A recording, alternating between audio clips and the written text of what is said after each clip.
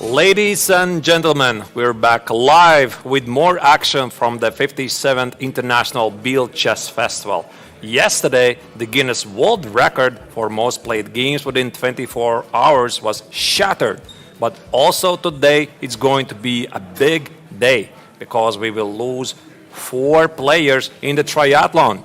12 invited grandmasters in the Masters and Challengers section will battle in a nerve-wracking BLITZ tournament that will ultimately determine who will qualify for the final stage. Your host as usual, I'm Grandmaster Artur Nations, together with Angelika Olkova. Angelika, it's great to have you back. Thank you so much, Artur. So I'm happy to be here, especially for the final day for 2 in each tournament players. I mean, this is going to be an exciting day. BLITZ is very unpredictable. Let's go and check what is the current format for this particular triathlon. So today it's a time for the BLITZ tournament. 10 games, double round robin in both Masters and Challengers. The classical tournament of 5 rounds is over. It finished yesterday, so is also the rapid tournament. And then, of course, the final stage, the main event, is still upcoming because the top 4 players in both Masters and Challengers will qualify for this final event. Angelika, what do you expect from this? I mean, it's very tough to predict BLITZ, right? I mean, BLITZ, any player can do exceptionally well and also do very badly. It's very hard to predict what is going to happen, but I feel like the standings are going to change and we might see some surprises. And you see? I also think so indeed, because the Masters section is very unpredictable. If we would now check the current standings after the Rapid and Classical tournament, here we see the Masters tournament is spearheaded by Keymer, and then I'm pretty sure these are not correct rankings, so we're gonna fix them in a moment. But the Challengers tournament, we have Salem with 21 points, then we have Vaishali with 20 points, and Jonas Bjerre, Alexander Doncheko, they're not very far behind. I think there's a bit mix-up. We're gonna fix that in a moment. But this means today in the BLITZ tournament, there's gonna be massive changes, 10 games. Every single game is gonna give each player 1 point for the overall rankings. And again, of course, huge potential for players like Pragg, who had trouble in the classical tournament to get into shape. Here we, by the way, see the pairings of round number 1 in the BLITZ tournament. And if I would have to select a game, Angelika, which would you choose to start with? I mean, of course, Vincent Keymer against Mishra is one of the games that pops immediately into my mind because we are having Vincent Keymer, who is a huge experienced player here at the Biel Chess Festival. It's his 5th time being here. For Abhimanyu, he has been dominating the field for the first few rounds of the classical portion, so that would be one of the games in the Masters. And in the Challengers, I would like to see the battle of Alexander Donchenko, who has actually won the Chess 960 and Rapid tournaments, against Vaishali, one of the top leaders of the Challengers. Yeah, it's going to be really difficult to predict how they're going to fare in the fastest time control here in Biel, of course, because we could expect that some of the proven players like Salem and Donchenko in the Challenger section, they're going to do really well. The same applies, of course, for Keymer and Praggnanandhaa. But the dark horses, Angelika, they're Mishra and Vaishali in the Challengers. I'm not really sure what to expect from them. Actually, I'm just realizing we have the standings, the pairings for the first round, very similar to the yesterday's round pairings of the classical portion. So it means there might be some kind of revenge taking place on the boards. Absolutely. So you always want to come back and strike against the player who defeated you in the previous tournaments. Here we see this is the playing venue. The 2-time winner of the triathlon, Liem, he is also in the charge of the current triathlon tournament. He is now facing, he is one of the most fierce opponents, Keymer, and I think this is also the game we're going to start with, Angelika, because these potentially are 2 of the biggest current favorites to take down the triathlon. Yes, exactly. Liem is current leader of the standings of the Grandmaster Triathlon. Yesterday, actually, in the game against Keymer, he had a huge chance to increase the lead, but unfortunately for him, Keymer managed to find the draw. That's right. They have battled against each other already here in Biel quite a few times. Speaking about their individual achievements, Liem is the former World Blitz champion in 2013. Keymer, by the way, also has fared well in the World Blitz Championships. Back in 2022, 2 years ago, he finished in a very high third place behind Magnus Carlsen and Hikaru Nakamura, probably one of his finest achievements in his chess career. That's why I believe, Angelika, this very first Blitz game is going to set the tone for the entire Blitz tournament. So essentially, it's very, very important for those players to start strong. Yeah, I fully agree with you, Arturas. It's very important to start with a win or some positive result, because it's not so easy to get a read of the losing streak. Like when you start losing first game, second game, it's very difficult to get back to the pace of winning. And we see actually Sam Shankland getting ready to play against Praggnanandhaa Ramesh Babu. For Sam, it has been not such a successful tournament so far, but he's trying. He was the last-minute replacement of Sindarov, so it's understandable that he's having maybe more issues with preparation for the games. And they're playing already the second game in 2 days, because yesterday they battled against each other in the classical tournament where Pragg was playing with white. You might remember this really strange decision to allow the American to sacrifice exchange for a pawn, and the American apparently was pushing for most of the time, but he got a bit confused in the complications, maybe overpressed, and then in the end, Pragg scored a very important victory. And I think right now for Sam, it's very important, at least psychologically, to come back with some sort of a small revenge, score an important victory here, and at least finish the triathlon with good emotions. Yeah, Arturas, I think it's very difficult. Like once you play the game the day before in the classical, you're losing this game, and now you're coming back and you're playing Blitz game. Emotionally, it's very difficult. Yeah, indeed. Here we have Vaishali. He is getting ready for her matchup versus Alexander Doncheko. Again, super important game to set the tone for the entire game. Vaishali is incredibly difficult to predict how she's going to fare today, because I don't think if there was anybody who was predicting before the start of the Challengers that she is going to fight for the first place in the triathlon. However, she proved everybody wrong, scored a lot of points in the classical tournament, and now in the Blitz tournament, it's going to be very interesting and fun to follow how she's going to continue. And we have another matchup, very important, Vincent Keymer against Abhimanyu Mishra. Vincent Keymer is currently on the 4th place, so he's at this huge risk of elimination today. It's important to play well Blitz to him, and also Abhimanyu Mishra. I mean, it's very hard to predict how it's going to, how is he going to participate in this Blitz tournament. By the way, Arturas, do you know how Vincent participated in the previous editions? Because it's the 5th time for him.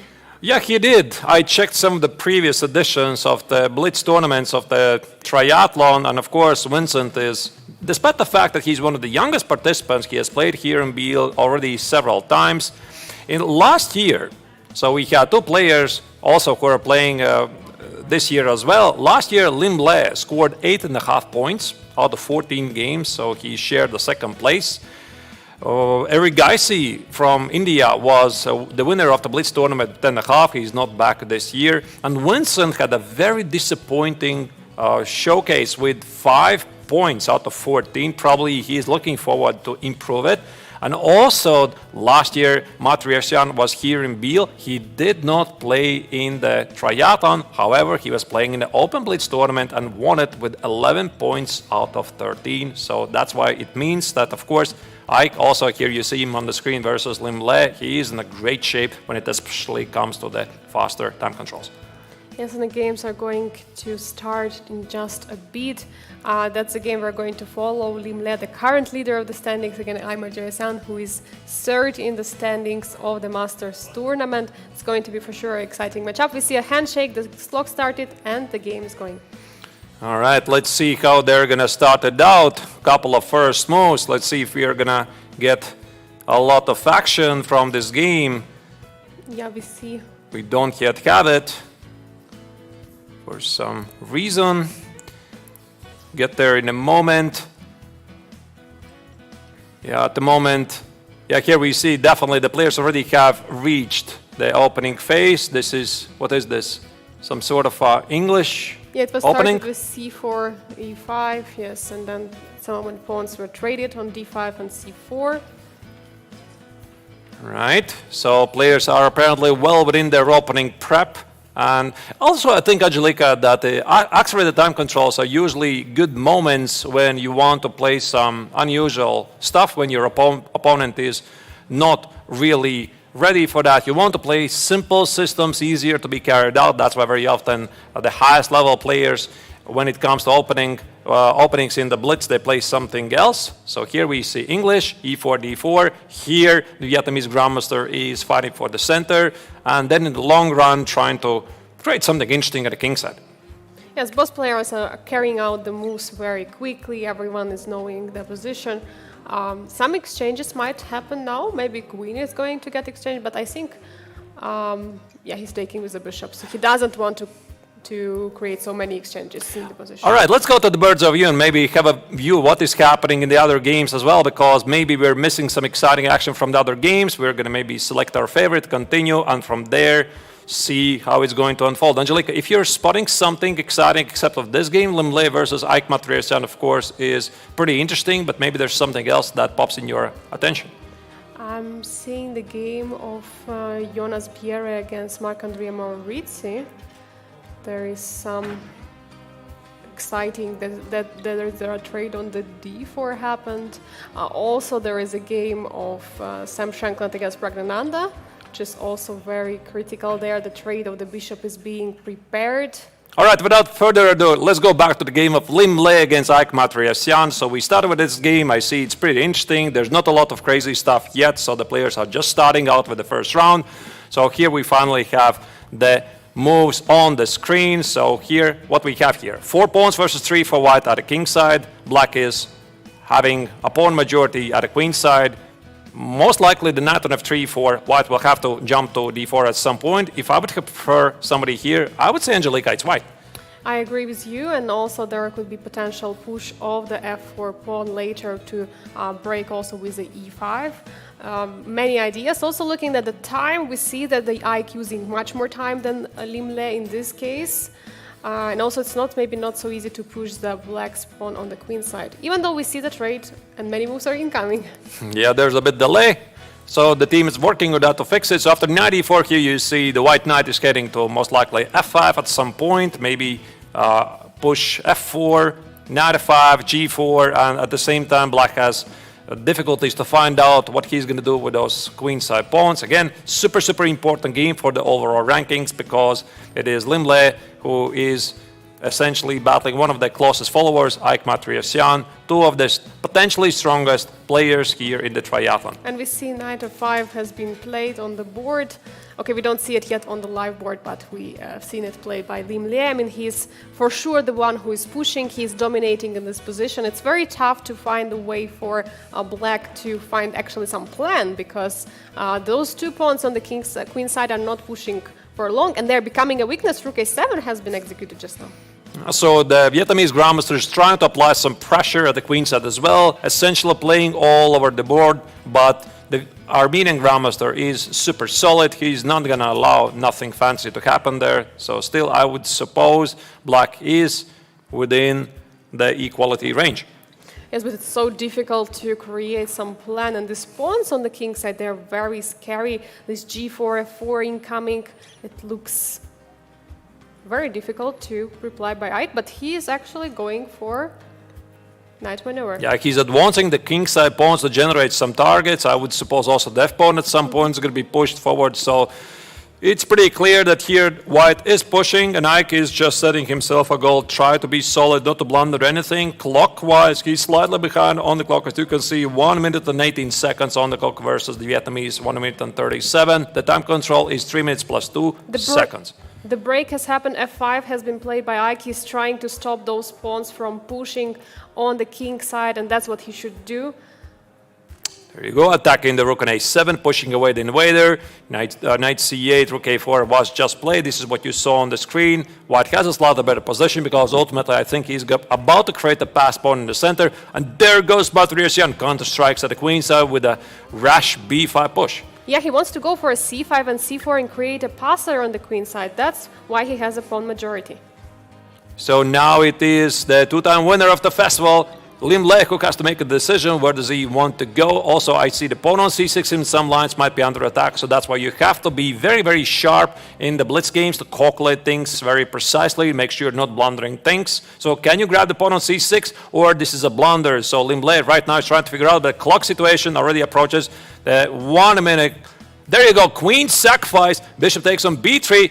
Oh my goodness, did Matrician blunder this? Queen takes on c8? No, a3, black wishes for the a pawn. That was a rook take, there was no queen sacrifice there. a3 is played, now the a pawn is very much advancing. Oh, I thought that was queen sacrifice, my bad. They just exchanged the rooks, and now it looks like the pawn on a file is so far advanced, but there are 3 pieces for the white? No, it was something extra for white indeed. So sacrifice the piece. Yeah, h6 here. Martirosyan essentially is down a piece, so the only chance for him is to rely on the strength of the a pawn. Bishop c4 is played. That is a check to the black king. King goes away. Now the threat is to promote the pawn to a1. Will he manage to promote the pawn, or Vietnamese Grandmaster has something to say here? 45 seconds approximately for each player. Only 2 seconds are gained per move. This is not online chess. It takes some time to execute those moves, so there goes another queen. Second queen on the board for Ike. Wow, what is this? So here Liem allowed black to put another queen on the board. Is there a mate? A very unusual position we have here. So 2 minor pieces for a queen and 2 pawns as well. So technically it's about equal.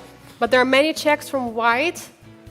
What is happening? 96, absolutely insane position. I still like, of course, white's position because white is attacking, but I mean, Angelika, 2 queens are 2 queens. 2 queens are indeed 2 queens, and they are very well protecting.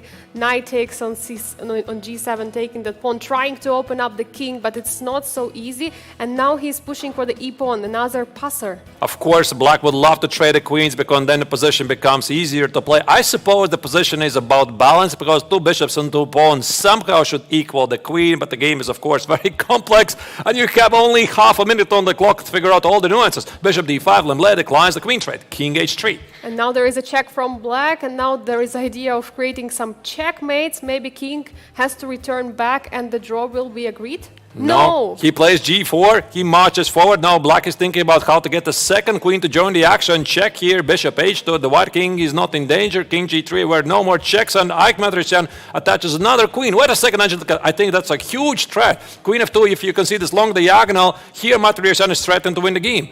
Yes, he's threatening to join with another queen and to checkmate the king. There is already some check, maybe on e3 with the queen. What is happening? I think the Matrician here is seriously pushing. No, he didn't find a way to crash through. He played queen e7 just to be safe. Now I think he's attacking the pawn on e5. And again, Vietnamese Grandmaster has to make a very tough choice. 5 seconds for white. Queen c3, queen a7.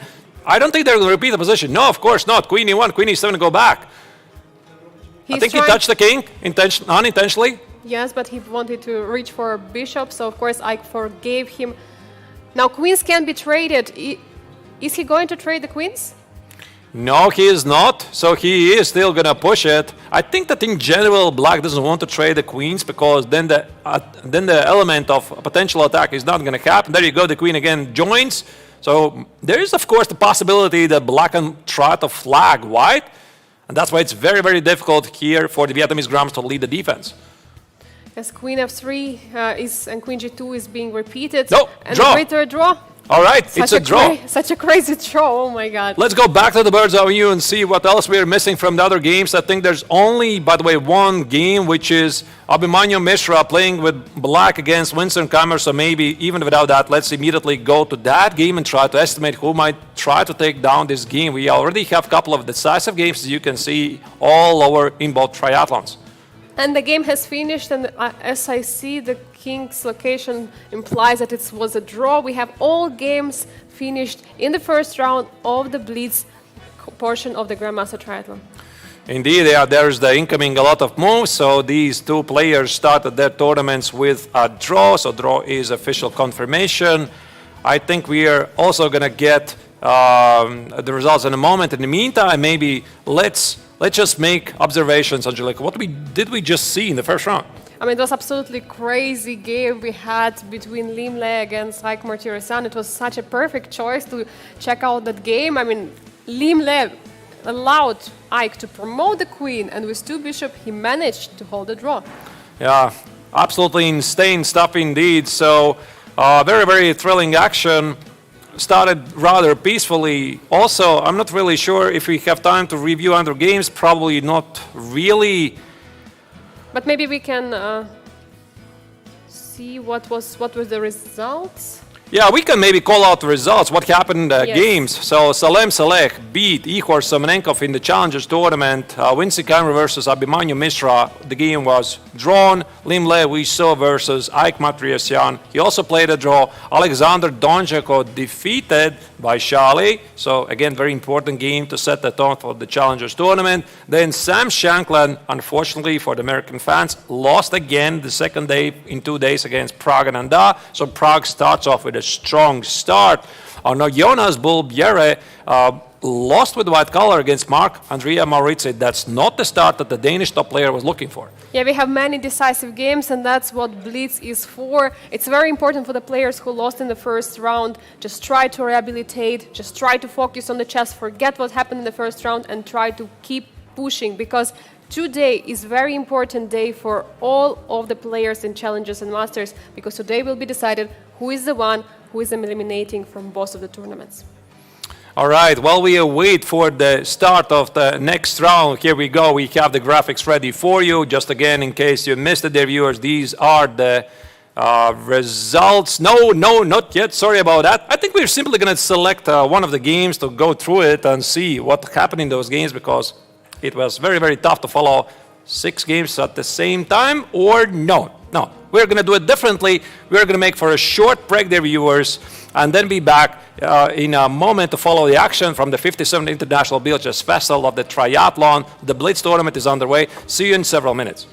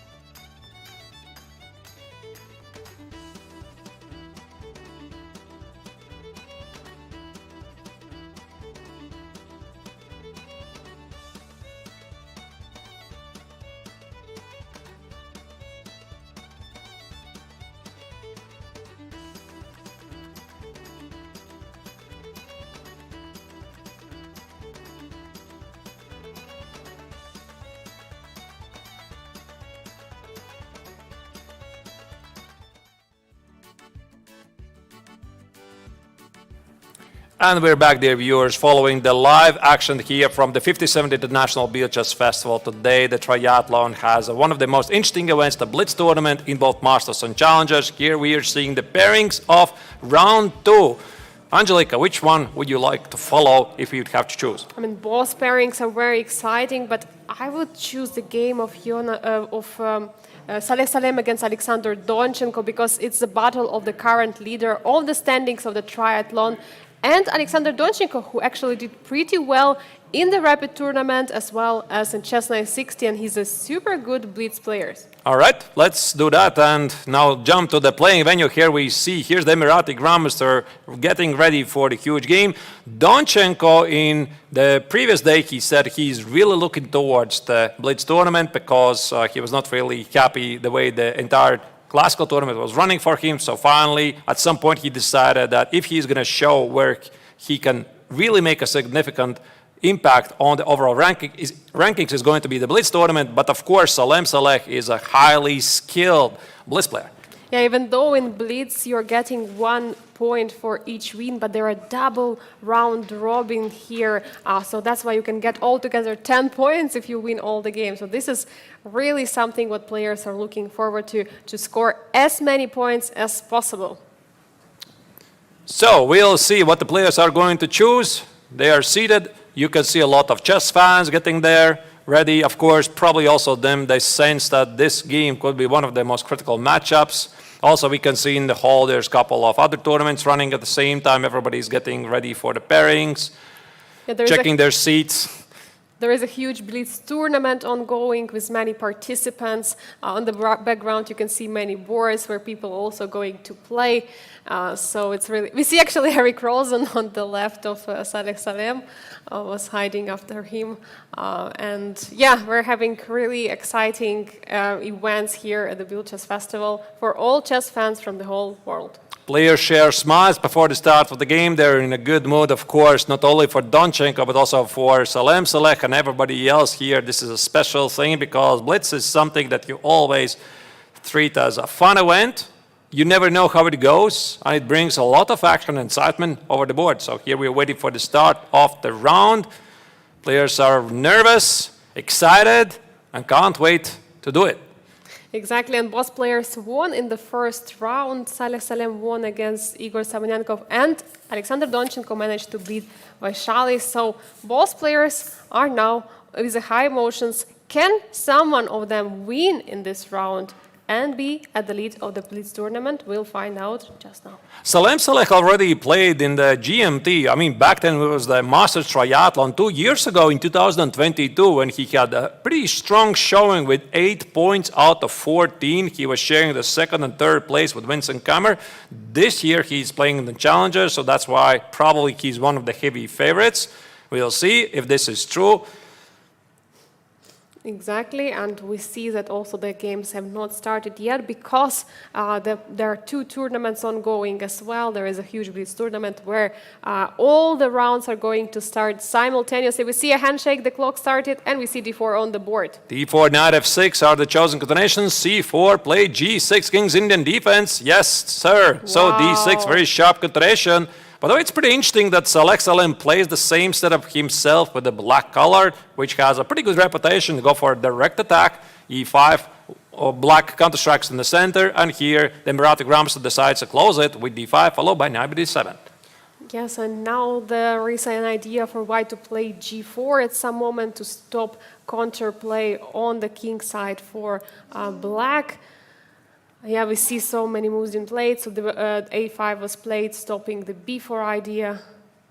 All the normal moves of the King's Indian. It's already pretty common approach. So here, typically, white is delaying the short castle with the idea to play g4 at some point. It's one of the core ideas that you want to accomplish. After g4, you get pretty good attacking chances. The white king very often goes to the long side castle so that he has free hands to do whatever he plans to do at the king side. But look at this move, h5, which is not a very usual move by the German grandmaster. He tries to stop white's intentions at the king side. Actually, very nice idea. You stop g4 and you want to introduce bishop h6, which just happened on the board. You want to trade those bishop, which is on g7, doing nothing.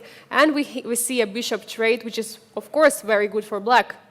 Indeed, because the bishop on g7 sometimes is a pretty bad piece. But then again, if white starts to open up the king side, maybe black will miss it. There you go. The long castle is on the board. And right now, Donchenko has to figure out what does he plan to do with the king.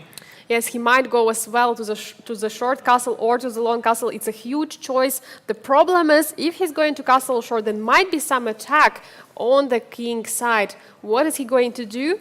He has to decide in a few seconds. It's a blitz match. It's not a classical. He has to decide right now. Huge time advantage here for white. 2 minutes and 51 seconds. Here, Salem is well aware of these position nuances. I'm not really sure if Donchenko is playing the King's Indian defense regularly, especially in the blitz game. It's tough to make those choices. Right now, I think he is going to play, knight g8. I was thinking about king f8, king g7. He decides to improve the knight at the king side, and then see what happens. Here maneuvering the knight, and it's also, of course, huge advantage for Salem since he's playing this position for the boss side. He knows what also white is going to do. We see a trade on e5 has happened, and nice threatening c-stake on the c7. Knight b5, huge move. White is not only attacking the pawn on c7, but I think there's going to be knight e4, knight f3. White has very unpleasant intentions for black to do at the center. There you go, knight e4, powerful move, because if you notice the black king stuck in the center, and if white will rip apart the center with knight f3 and e5, this looks really bad for black. So that's why Donchenko plays bishop d7. He tries to run away from the danger. And actually now probably black would wish to have the dark squared bishop, because this diagonal from h8 to a1 is looking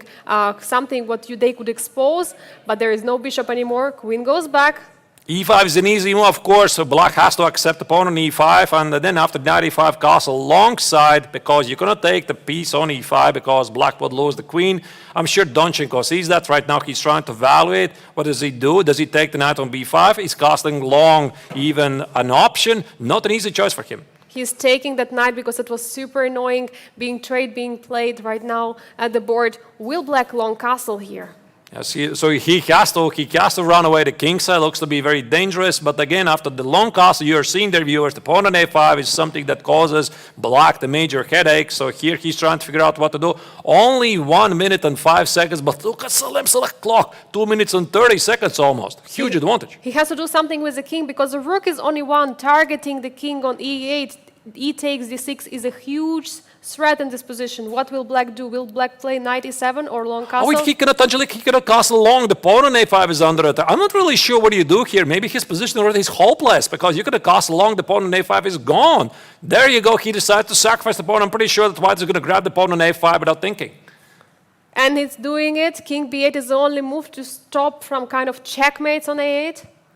He has to do it. Black is in big trouble, and this, of course, is going to be a very, very important game that is going to set the tone of the entire tournament. Salem has started the tournament with a great fashion. Now he's looking fantastic to score yet another victory, a strong showcasing to set his ambitions for the entire triathlon. And Alexander is down 20 seconds on the clock, while Salem has more than 2 minutes. He has a huge position and a lot of time on the board. He's just ripping apart black's defense. As c takes on d6, there's going to be b6. There's all kinds of mate threats. I think, Angelika, this game is going to be officially over. There's also a b4 move. There's so many intriguing moves for white, and only 9 seconds for the German grandmaster. Only 9 seconds for the rest of the game, which is very difficult to defend. How do you defend this position? You're down a pawn, you're down a position. What do you do? You just don't. I think you just don't. You somehow try to get the queens off the board, Angelika, but I don't see how you can even do that. You look at the queen on g7. It's so far away from the action. I think that Donchenko was actually wishing he could somehow teleport the queen to the queens and get those queens off the board. He can't do it. He cannot do anything about it, and now Salem is trying to find some final blow. b6, huge move. He is restricting the king. Queen a8 is one of the threats in the position.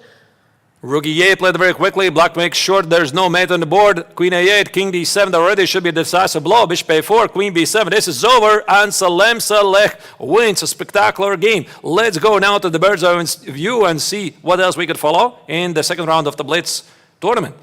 And we have many exciting actions here at the board, but let's look at the game of Keymer against Sam Shankland. What is happening there?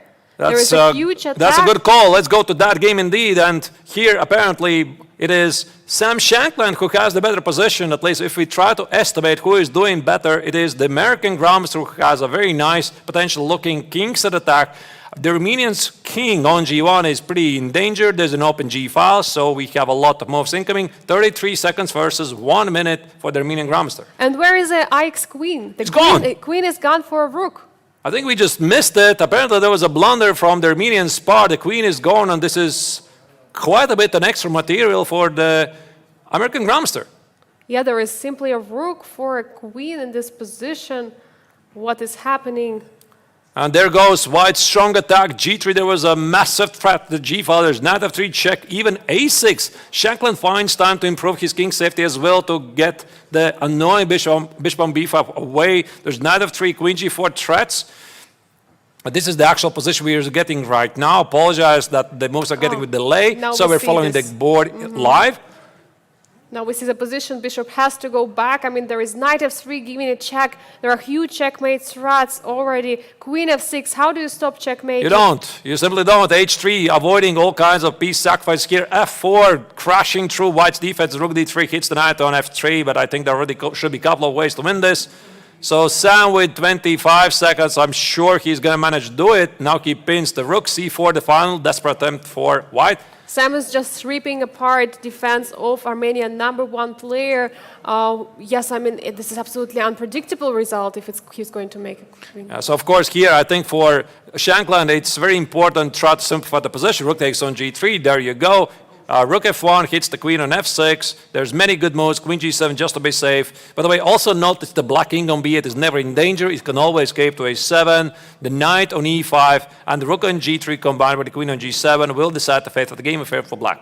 Yes, last tries for Armenian #1 player. 13 seconds on the clock. Rook f2. He's trying to defend the bishop on g2, but it's so difficult to do it because there is knight f3. Oh my God! All the pieces are jumping into the game. That's a cute shot. What happens after rook f3? Rook g2. I think this is basically the final move of the game because I don't see what here the Armenian Grandmaster can do. So he's running out of clock. No good moves here. So what does he do? We're going to find out in a moment what has happened in the game. The game is over. Shankland wins. Huge victory. Let's go once again without further ado to the bird's eye view and select yet another game we can follow. So big victory for the American Grandmaster. Do we have more updates, more results? Here we have the game of Mishra versus Pragg. Maybe let's delve into that game. I would suggest to go to the game of Vaishali against Bienne. Good call. Let's go. Let's go to the game of Vaishali against Bienne because there's apparently a huge result in the making because Vaishali started BLITZ tournament with a crazy action. And apparently this game is over. The game is over. We see only the game of Mishra against Praggnanandhaa is ongoing right now. We see it's around equal position. There is a bishop against knight endgame. Black is trying to go and promote the pawn. Is he going to do it? The f-pawn looks very strong. The bishop on h7 for Abhimanyu doesn't really do much, so he plays bishop d3, try to stop it, and Pragg will try to kill this bishop. King f2, where do you go with the bishop? There you go. Knight e1 is a fork, and I think Praggnanandhaa is going to win this game. Very sweet revenge for the Indian Grandmaster to make up for his loss in the classical tournament. What a huge result. Angelika, could you please read the results of the round 2 of the BLITZ tournament? Yes, we're having very nice results for this round. Andrea Maurizi won against Igor Samonenkov. We've seen that Praggnanandhaa scored a very important victory against Mishra. Sam Shankland managed to beat the Armenian #1, Keymer Vaishali beating Jonas Bier for a second time now in the BLITZ tournament as well, and Liem winning against Vincent Keymer, huge result, and as well Salem winning against Alexander Dovchenko, which we followed. So here we have those results on the screen, as already Angelika mentioned. I would have to point out the biggest surprises. Vaishali. Vaishali, sure. I mean, she was a dark horse before the BLITZ tournament, Angelika. We were not really sure what to expect from her performance, but I see that Salem Saleh is in great shape, so he once again confirms his status as one of the tournament favorites in the Challengers tournament. In the meantime, in the Masters, Praggnanandhaa is striking back. He's here to make things real. It's his best chance to try to qualify for the top 4 in the overall rankings. But dear viewers, we are going to go for yet another short break. I hope you like the action. The pace is only getting hotter and hotter here in Biel. See you very soon in a moment. Don't go anywhere. Bye-bye.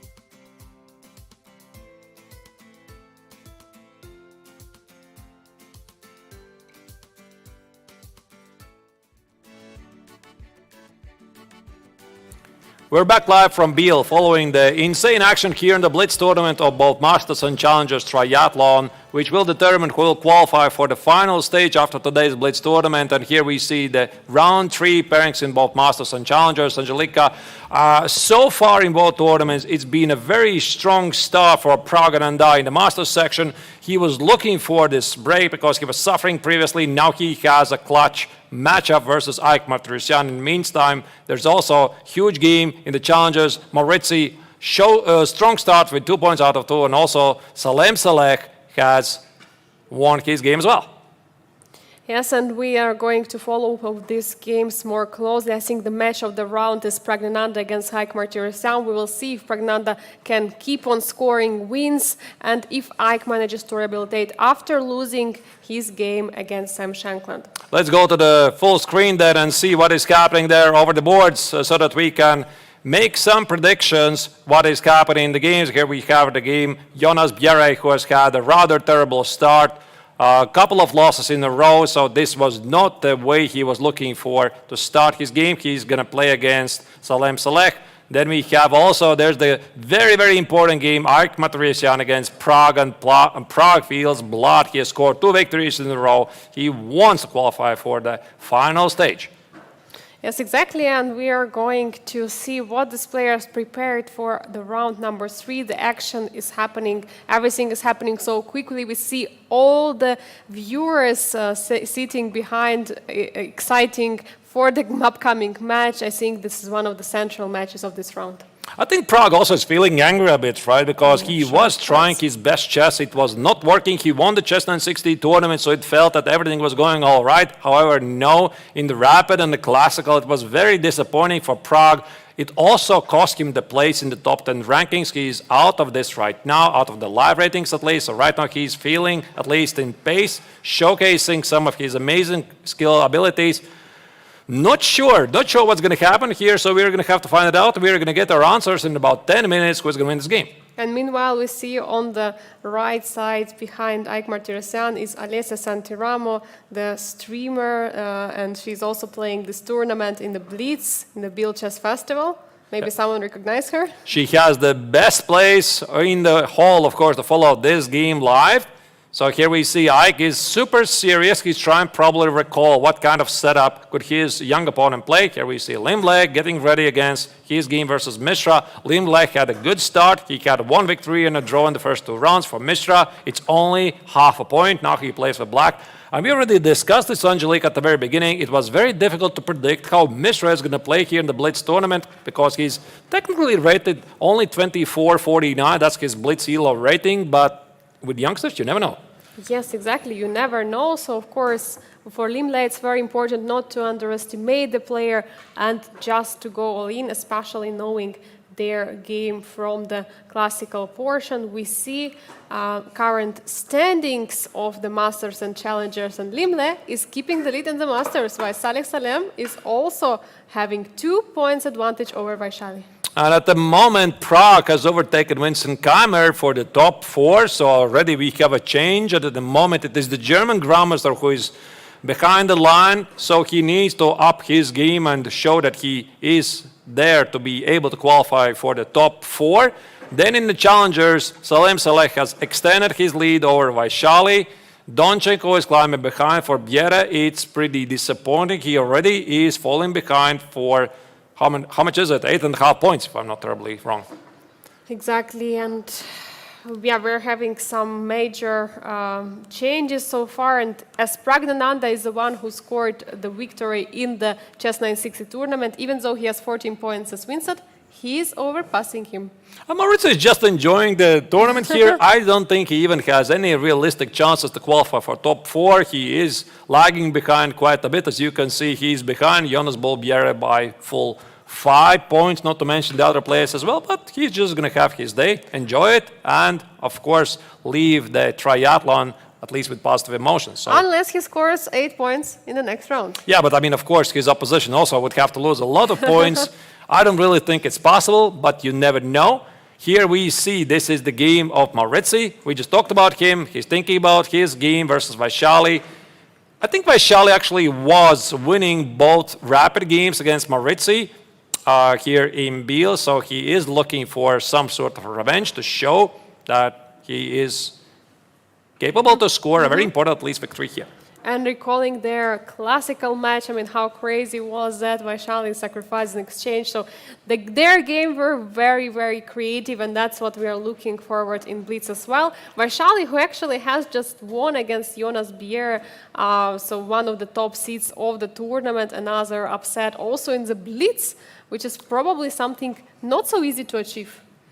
Indeed. So players are getting ready. Yeah, there you go. There's the formal prep. They're getting ready for the green light. There's Liem waiting for his game to start versus Abimanyu. Yesterday for Liem it was a bit disappointing because he was winning in his final classical game, but he was unable to calculate the technically very difficult endgame versus Aik Matriasyan. Both players missed their chances. Super, super interesting exception to one of the most unique endgames you have ever seen. Make sure to check it out. Yes, exactly. And we see also, okay, we don't really see the players right now because there are some probably photos are being made of the participants while everyone is getting ready for the round. Most likely some BLITZ game in the Open tournament have been played very long, and that's why we have some short delay of this round, but the games are going to resume shortly. So once again, these are the standings. So Bienne also getting ready for his game versus Salem. I would like to follow the game of Pragg against Matriasyan, but of course, action might explode any other boards as well. We are going to see. It's tough to choose. It's very tough to choose the game, but I would agree with you, Artur. The matchup of Praggnanandhaa against Aik Matriasyan is one of the most exciting ones in the next round, and that's one we are going to follow. Where are they? I don't see them on the board. Yeah, Shenkl is also wondering where are they? No? No, he's waiting for something else. Maybe there's some announcement in the playing venue. Yes, I also didn't see really the players sitting at the boards in the open section. I guess maybe there is some delay of the pairings for the open BLITZ tournament. That might be a case.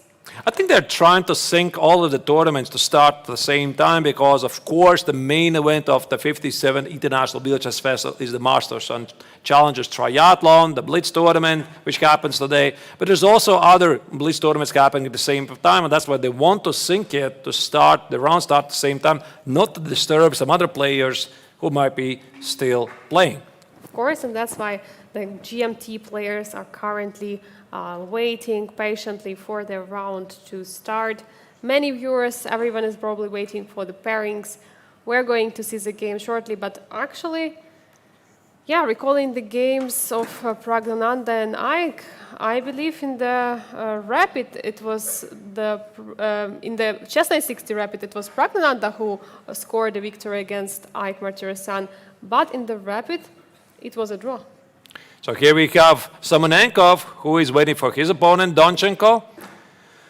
Yeah, for Semenenkov, it's been a very, very tough tournament, Angelikov, right? Because he is the youngest participant here in the tournament. He was able to play out some very nice openings in the classical tournament. Yesterday, he had a rather painful defeat by the hands of Jonas Bienne.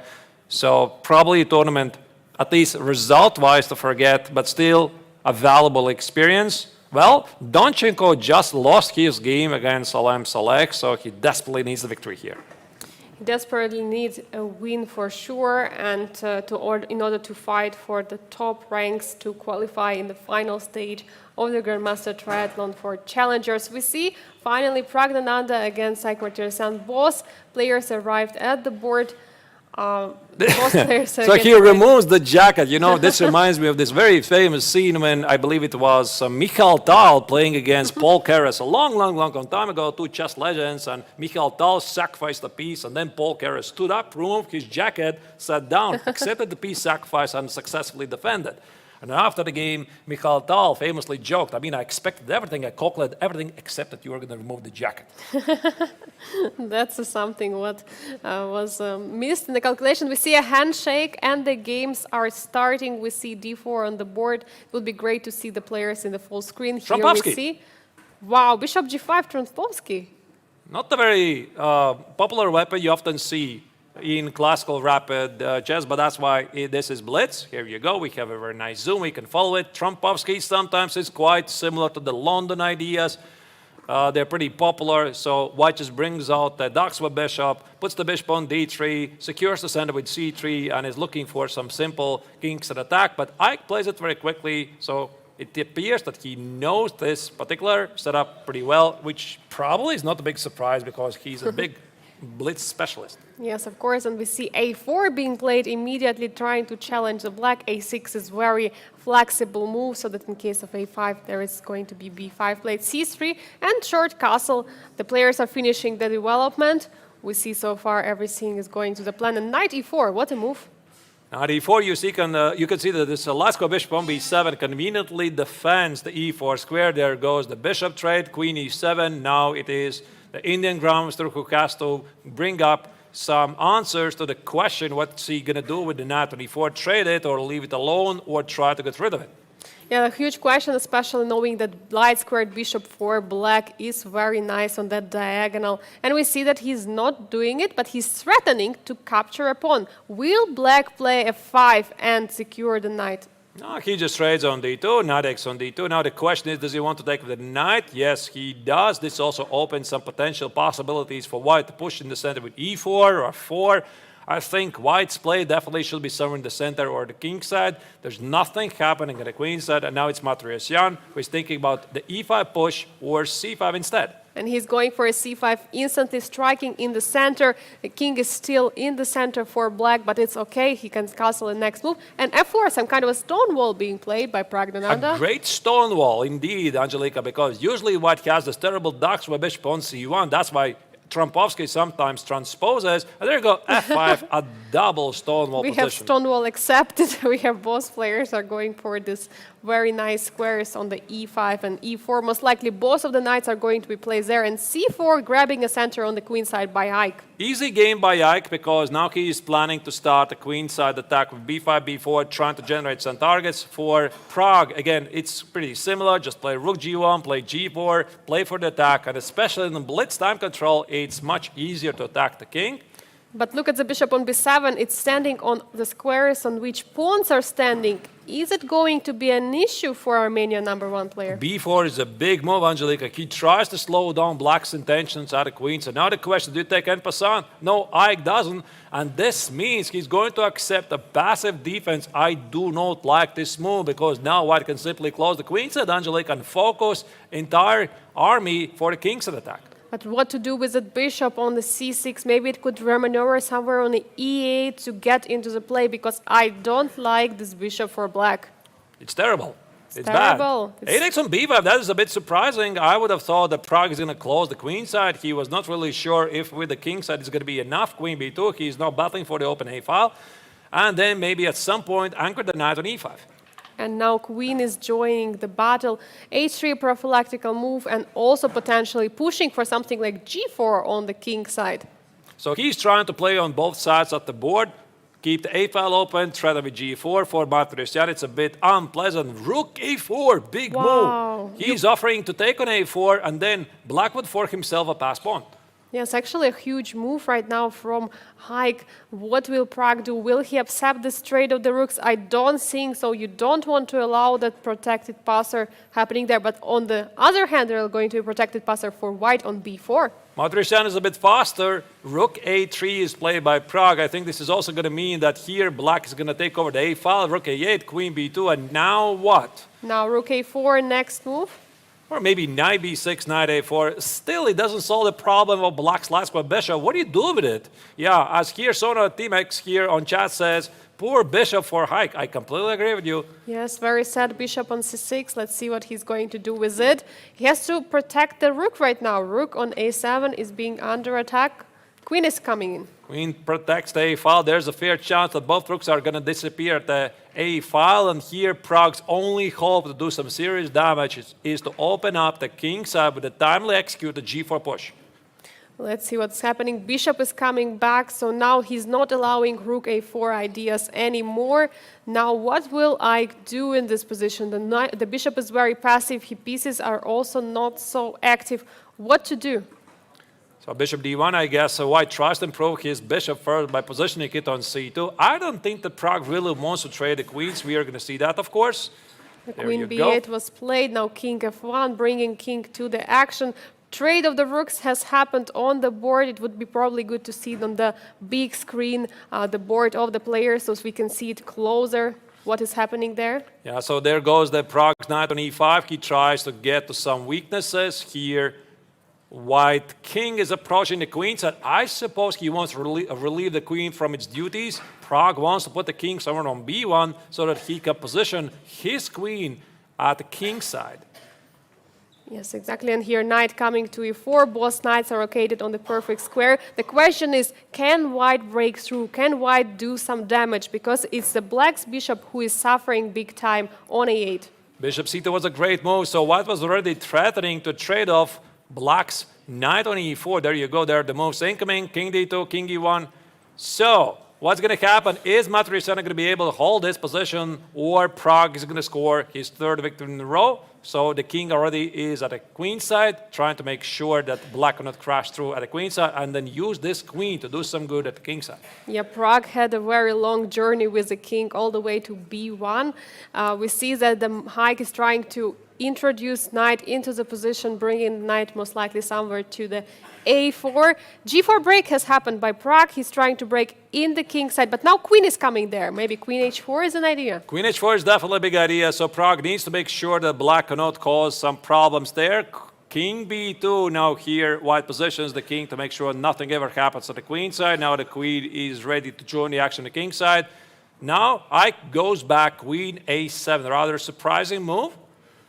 Exactly, and now queen a7, queen goes back. So maybe now queen h4 is a threat for white actually joining the position of the black. Let's maybe go full screen so that we can see what's happening there. There goes knight a4 check here.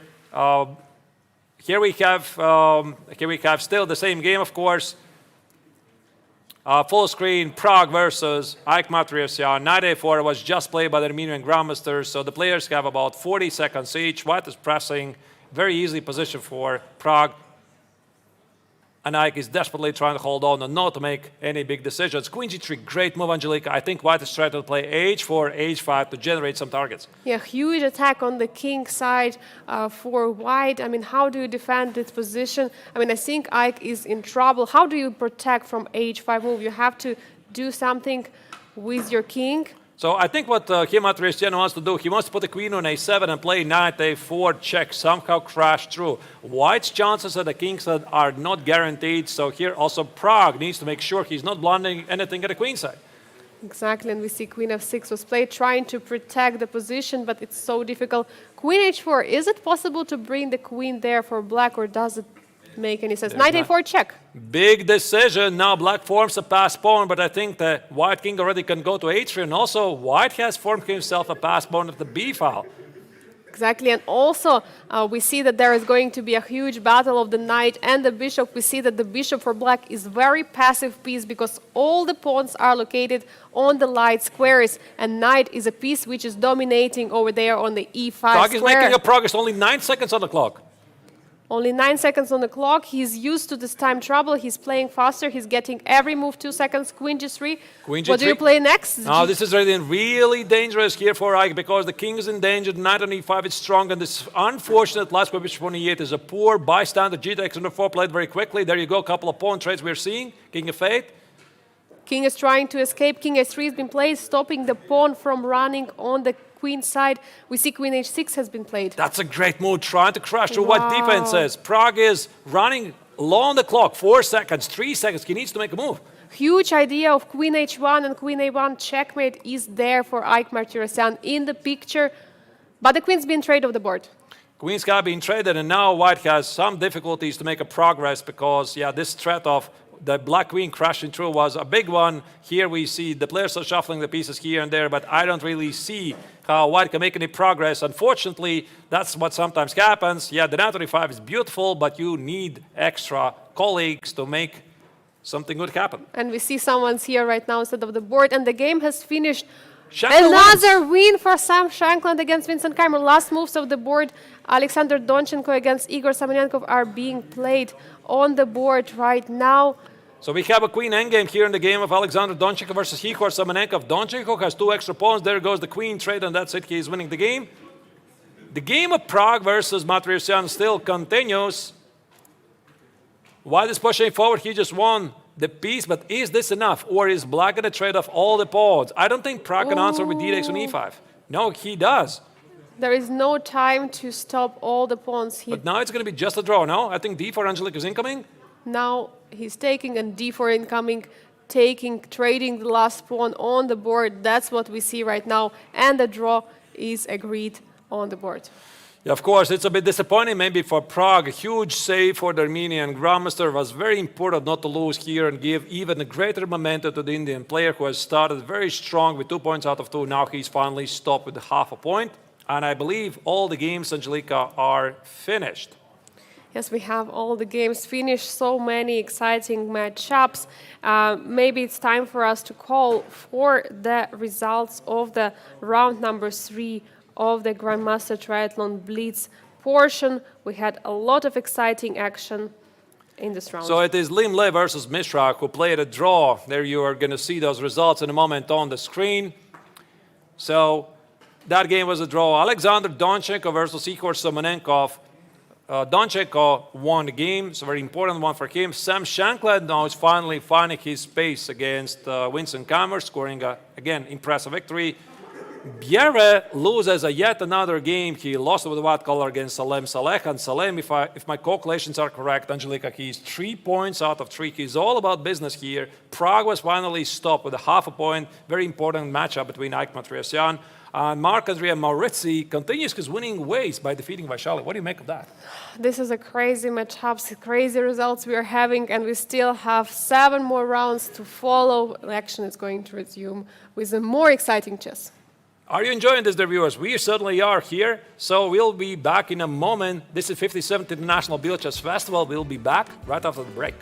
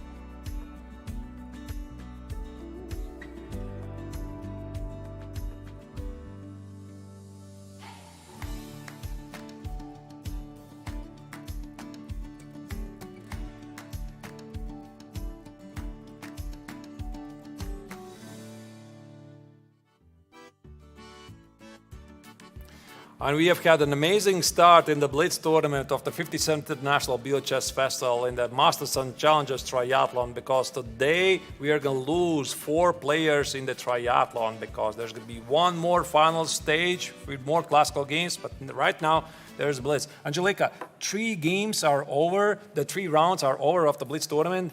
Did we meet your expectations, or there was something that you quite didn't expect? I mean, for sure, I expected Praggnanandhaa to score. It is his last chance to stay in the top 4 of the tournament.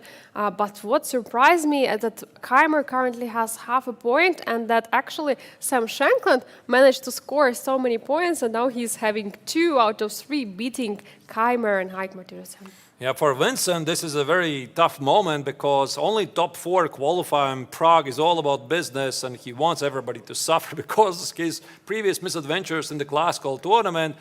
In the meantime, the leaders in the Masters are the same, nothing really changed. And when we look at the challengers, Angelika, I do see that Salem has solidified his lead by a strong start, 3 points out of 3. Vaishali is falling behind, but still in the 2nd place.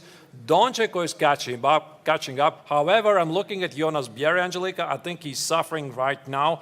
0 points out of 3, and it's actually quite surprising that Maurizi is the one who has the perfect score with 3 victories, and maybe, theoretically, he has a chance to make it to top 4. Maybe he can catch up with Jonas Biel if he's continuing his path, but also in the Masters tournament we have a change that Praggnanandhaa took over Vincent Keymer now also by half a point.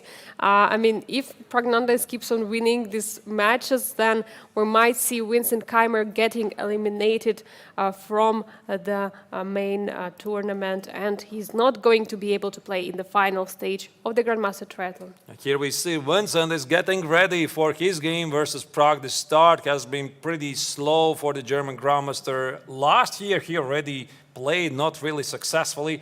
Normally, Vincent has been playing in the BLITZ tournaments pretty well. In 2022, he had a strong start, 8 out of 14, shared the 2nd place. He has played in the GMT tournaments all the time, at least 50% result. But yeah, last year was disappointing. And also this year, Angelika, is not great for him. It's not going great. The handshake has been done right now. The knight f3, yes, the famous move of Vincent, and c4. English opening we have on the board. It seems that finally the boards are working. Very happy to see that. So what do we have here? Keymer is improvising with the first moves, bishop b2, delaying the d4 move, knight b5 played very quickly. I think this is some kind of a blitz repertoire. Oh, there you go, tried it with the fork on c7. Wow, how about immediately. Knight a6 has to protect. And now knight e4 is jumping right in by Praggnanandhaa. What is knight doing there on e4? Do you want to play d3 to kick it out? I'm not really sure. I suppose he wants to land the knight on d6 or maybe bishop f6 because the bishop on e5 is a bit annoying. Maybe there's some f6 ideas as well. Queen c2, and here Pragg is thinking. Sometimes white here doesn't cast a short and he plays moves like h4 and knight g5, try to be creative, get to the king's attack. But of course the big question is where white plans to position the king. c6 is on the board. We have a very important battle right here. So f6 has been played by Praggnanandhaa, immediately kicking out the bishop from the e5.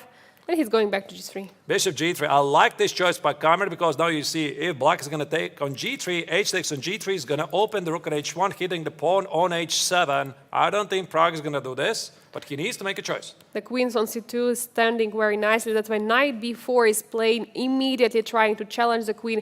Queen b1 is something what I would expect to play, and here we have the move. a3 most likely is going to kick the knight. This game is getting really sharp. Now black is threatening to play bishop f5, bring the bishop in the game, and also bother the white queen on b1, so Keymer needs to do something about it.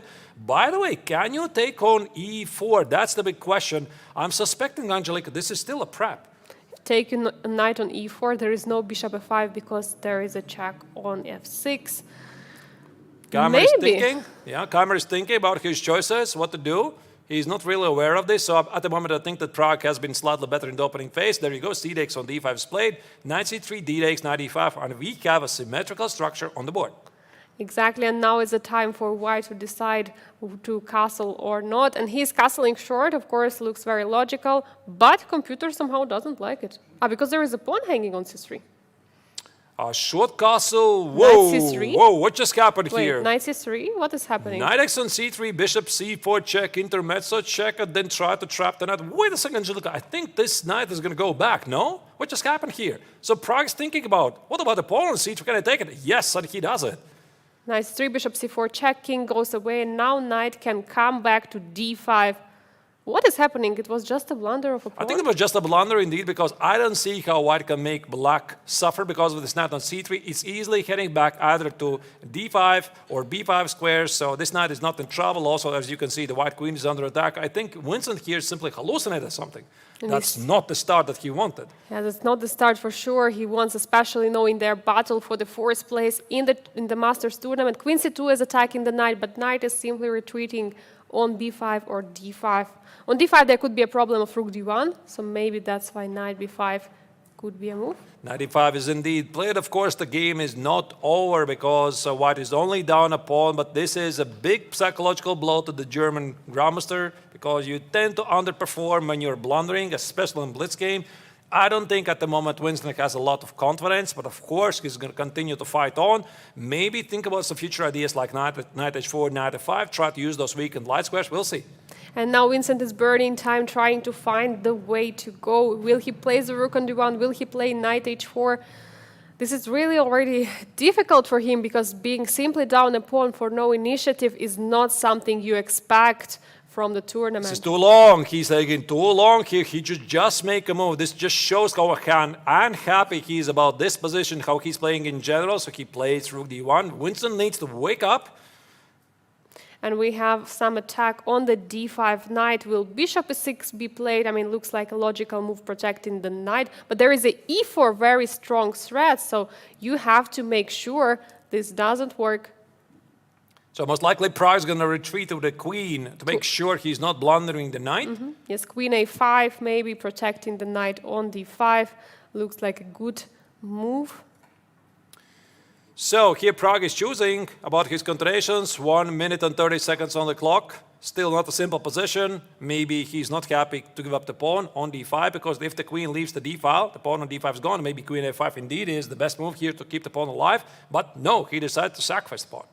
He's sacrificing a pawn on d5, but can you take it actually? That's a huge question. Can you take the pawn? Because if you exchange the knights, then you can help with the development black, and there are going to be two bishops, the bishop pair for Praggnanandhaa against knight and the bishop.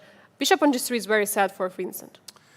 I think that Vincent is not going to take on d5 because then black's position is very easy. I think what Vincent would like to do is to play a3 to keep the b4 square protected and play bishop d3. I mean, he's very slow, 30 seconds already on the clock. So clearly Vincent is not right now in the shape he was looking for. He still has made a move. He essentially has wasted like 2 minutes on a couple of simple moves. I have only 3 words. Vincent, wake up, because under 30 seconds you cannot play so slow. And rook ac1 has been played. Bishop e6 with the easy development for black and simple extra pawn looks very easy.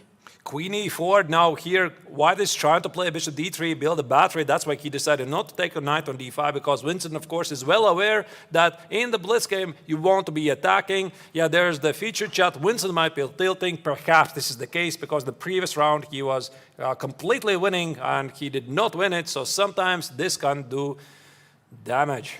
Yes, and what he's trying to do, he's trying to create maybe some attack on the king side, bringing the queen to e4. Maybe there are ideas to push the h pawn, bringing the bishop to the d3 square. Knight h4, knight f5, also activating the knight on the king side. Is there an attack, Arturs? I'm not really sure, but king g8 was a pretty human move. Apparently there was something wrong with this, maybe because engines really like the bishop g8 prospect to keep the pawn on h7 protected. There's knight f7, queen g4, at least for the German fans. Keymer is attacking. Knight f5 is a threat, maybe h4, h5. This game is still not over. By the way, the bar confirms it. Keymer apparently still okay. And Keymer finds this very nice initiative against the king. e4 is being played. Now, what do you do? If you remove the knight, then there is going to be played bishop takes f7, and rook might enter on the 7th rank. What I don't like about here Pragg's position here, he started to play very passive. I don't think this was a good idea. This king g8, 97, everything falls apart. Now look at this bishop on f8, which is not very active. And Vincent starts to feel the blood here, so he plays king h1 to play f4. Wow, he wants to open up the position f4. Now huge threat to trade the pawns and to open the f-file against the black's king. Knight g6, Pragg is trying to defend. Great move, I like it. So queen h5 pins the knight. If the king goes away, there's going to be knight x on g6. Still, Pragg is pressing here. The engine marks this as a mistake. Probably in some lines, the pawn on e4 is under attack. But the both players are below 10 seconds. Both players are very low on time. It's very tough to play. Indian superstar is trying to trade the rooks. He's up a pawn. He's trying to stop the attack. Rook g1 has been played, trying not to allow any kinds of a checkmate on the first rank. Queen b5, great move, offering a queen trade. That's the move that Vincent didn't want to see. King g8, now black avoids the pin. Queen d3 now hits the pawn on e4, and Vincent's attack is gone. The only idea is to play h4, h5, try to open up the g-file. The pawn on e4 was under attack. Now the rook is being attacked by the bishop on b4. Rook d1 is being played. Queen takes another pawn. A queen trade is happening on the board. Rook is trying to be activated on the 7th rank, but it marks again as another mistake. 97, excellent defensive resource, defending the 7th rank. 95 here. Black is suddenly very active, so the position repeats a couple of times. Of course, Pragg is not going to repeat the position, but it's only 5 seconds each. h5, knight f3, knight f5. Black charges forward. Everything is happening very quickly. Bishop h5, bishop c5, protecting the pawn. Rook c7, trying to grab all the pawns. Vincent is trying to stop somehow and take more pawns. Knight e4. Yeah, I think this is going to be really bad for white now. Rook c1, the only move to defend the bishop on e1. Where's the win? h3, knight e4, h6, and g4. Somehow white is still alive. White is still alive with the 3 against 3 pawns, actually. Isn't it already... Yeah, it could be about equal. Yeah, somehow Vincent fought back because Pragg was not really precise in the time scramble. Big surprise there. This is still a blitz game after all. So white goes very aggressive. h4, sacrifice the pawn on a2 to be active. So most likely bishop g3, h5. So white is charging forward. Again, Pragg has an extra pawn. Yes, and we are having the h5 all the way. Now rook is trying to join the attack, maybe coming to the 7th or 6th rank. Both players are super low on time. Only 5 seconds each for Vincent. He already essentially is playing the increment. Only 2 seconds per every move are added to the clock. King on f5 and pawn on h5 are blocking all the potential push for the black. Now there goes Pragg. He needs to find a way to capitalize on the extra pawn. The f pawn is not going forward. White is pretty active. Maybe f5 at some point. You need to make a decision very quickly. 5 seconds on the clock. Very low on time for both players. Pragg is still trying. Rook d7 coming in. Oh, this is a huge resource. h6 a big threat. f5 pushed by Pragg here. But again, king g5 wins the charges. Well, watch out for the mate in one try. Bishop f6, h6, bishop f6 king h5. Almost feels like a mate, but g6 is impossible. There goes Pragg with a checkmate threat on h3. Where's the defense? Where's the defense? Wait, what happened? There's no defense. Yeah, he just missed it. Rook b3, huge move by Pragg. And he wins the game. This is crazy. This is crazy result. Oh, let's maybe select another game. Do we have another game? If we have a game ongoing, I guess all the games actually have finished in the round number 4. Absolutely crazy match we just had between both of the players. I mean, absolutely unexpected result. After Vincent managed to equalize, suddenly he blunders a checkmate. Yeah, this was a really strange game, Angelique, indeed, right? Because Vincent just played out the opening so slowly, unconfident about himself. He wasted like 2 minutes on a couple of simple moves. He was down a pawn, blundered for no good reason.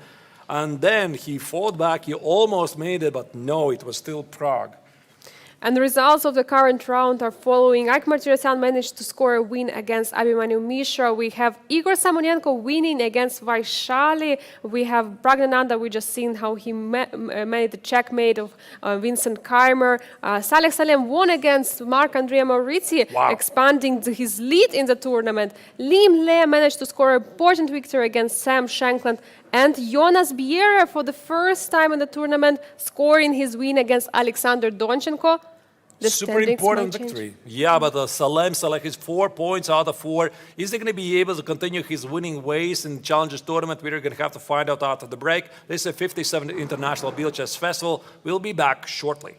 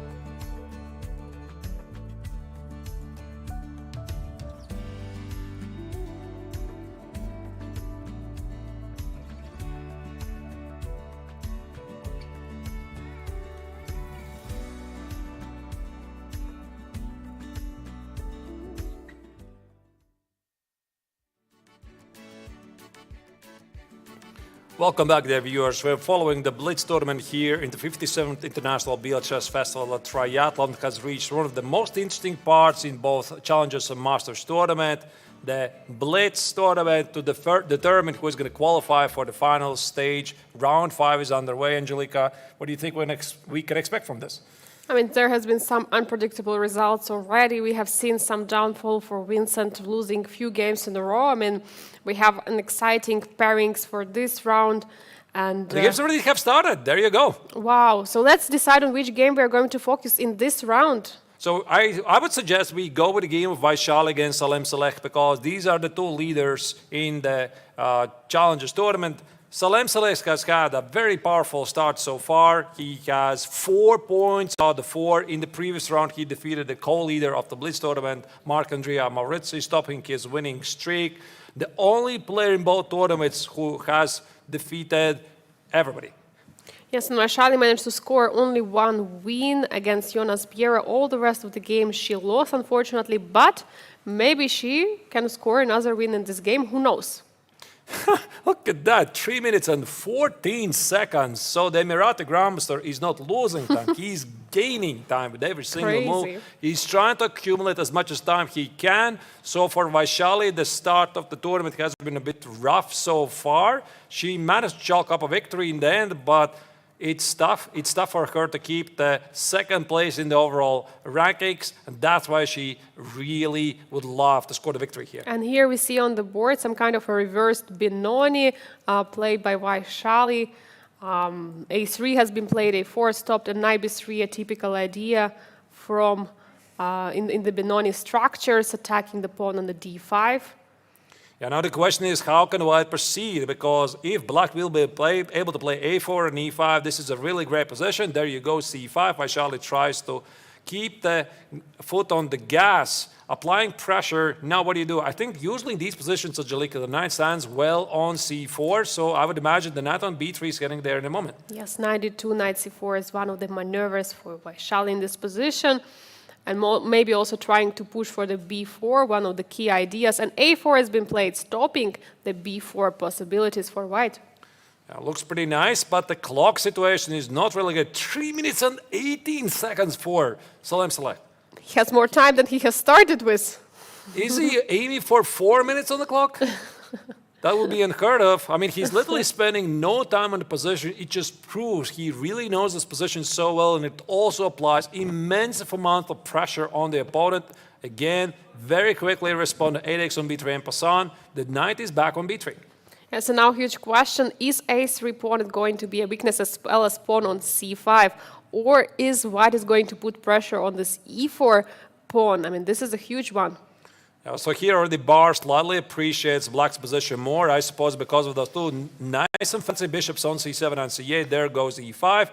Knight E2, Vaishali needs to increase the speed, and that's what she does. So I assume, Angelica, she's going to keep this knight on B3 while the other knight is getting to C4. Bishop F5 applies pressure against the pawn on D3. Yes, the pawn on D3 is being under attack, but right now, is there a way for Black to attack second time? Maybe Queen G6 could be an idea. So Knight C4, Rook D1 is something you could do to protect the pawn, or maybe Knight E4. Maybe both knights, one knight on E4, one knight on C4. Vaishali is trying to figure out, but she takes a bit too slow here. Only 1 minute for her and 2 minutes and 50 seconds for the Emirati Grandmaster. So this is a huge advantage. So here White puts the knight on C4. I think she would love to put the other knight on D2, then on E4, a couple of easy moves incoming. Now the question is, what Salek is going to do about it? Yeah, the pawn on A3 might be a target for White, so that's why the Emirati Grandmaster trying to double the rooks on the A file to put more pressure on the A file. He hits the pawn on C5 now after knight E4. Is Vaishali ready to sacrifice the pawn on C5? Big question. The answer is no, she's not ready. The pawn on C5 is important. I don't like this choice, Angelica. I think she should have played knight E4. Give up the pawn on C5 to accelerate the Kingston attack. And now the position repeats. Is this a silent draw offer? I don't think so. I think it's just a repetition for the move, just in order to gain more time. We can see 2 minutes 45 seconds for Emirati Grandmaster, under 40 seconds for Vaishali. I mean, I don't like it. Knight C1, that is not a good move. I don't think you want to put the knight on C1 unless you really have to. This knight on C1 defends the pawn on D3 and open up the B file, but Angelica, I mean, this knight definitely deserves a bit better. And I think it also invites black to start a king set attack with H5, H4. Here, black is thinking. Yes, exactly. An idea to bring the other knight to D2 and maybe placing it on E4, stopping the attack on the D3 pawn could be an idea. But maybe some pressure on the B7 pawn could be an initiative for Vaishali, some counter-attack ideas. How do you stop the H4? H5 is on the board. Again, it's much easier to attack than defend. Rook B3, H4, Knight E2. Black is charging for. There's all kinds of threats for black. H3, I love this move of Angelica because if black is going to play Queen H5, Bishop G4, trade off the light square bishops, there might be potentially a mate on G2 and Vaishali is seriously behind on the clock. Vaishali is a huge trouble. Under 20 seconds right now. Bishop F1 has been played. But now what is going to happen after E4 break immediately? You cannot take the pawn. There is D3. There comes Salem. He's D3. completely in charge of this game, hitting the queen. And if he's going to get the queen somewhere on the long diagonal, D3, Knight E4, white's position just falling apart. Great game so far by the Emirati Grandmaster. Light squares for Vaishali are very weak on the king side. Huge attack is ongoing. Absolutely incredible. Yeah, so here, this is the position what we have here. Queen F6, serious pressure. Black's position is completely dominating. The knight on D4 is heading to F3. Pawn on H3 is very strong. Pawn on D3 is a monster. So here, Vaishali, I don't think Angelica, she's going to survive. Salem is fully in charge in this position. He's going for it. She loses on time. She loses on time. Wow. And let's jump maybe instantly to the game of Praggnanandhaa against Liem. Liem is the current leader of the standings, and Praggnanandhaa is the leader of the BLITZ tournament currently because he's winning almost all his game. And look at this position. So what do we have here? We have a knight on C6. We have a pawn on B5. Yeah, it's quite difficult to estimate who is even attacking. I mean, of course, I see the bar for in favor for Pragg, but I also see the rook on G8. That is attacking the white king. White is not an extra material. There you go. Now white is safe. Do not blunder the mate on G2. I think there's something like G3, which is necessary. But how about the pawn on C4? And look at the time situation. Liem has more time. He has almost 1 minute, while Pragg is suffering under huge time trouble. Pragg's in trouble. Pragg's in trouble, I think, here. I'm not sure I share the same sentiment as the engine. Knight E2 is played. Maybe he has different views. He shouldn't lose on time, like his sister just did in this round, should play faster. Queen D4 verse. This is essentially 2013 World Blitz champion Liem against one of the youngest superstars from India, 95. There you go, both the players are charging forward. The knight on E5, it feels really great, but also this knight on B6, Angelica, now it's in severe trouble. Do you play knight c4? Yes. The knight c4 is being played, but then after trade of the knights, then it's possible to take the pawn or just to push the pawn on the B file, just b6, b7, just make it a queen. Now it is Pragg who is charging the lead. So after rook d8, queen c7, the b pawn looks very strong. Also the black king is very weak compared to the white king.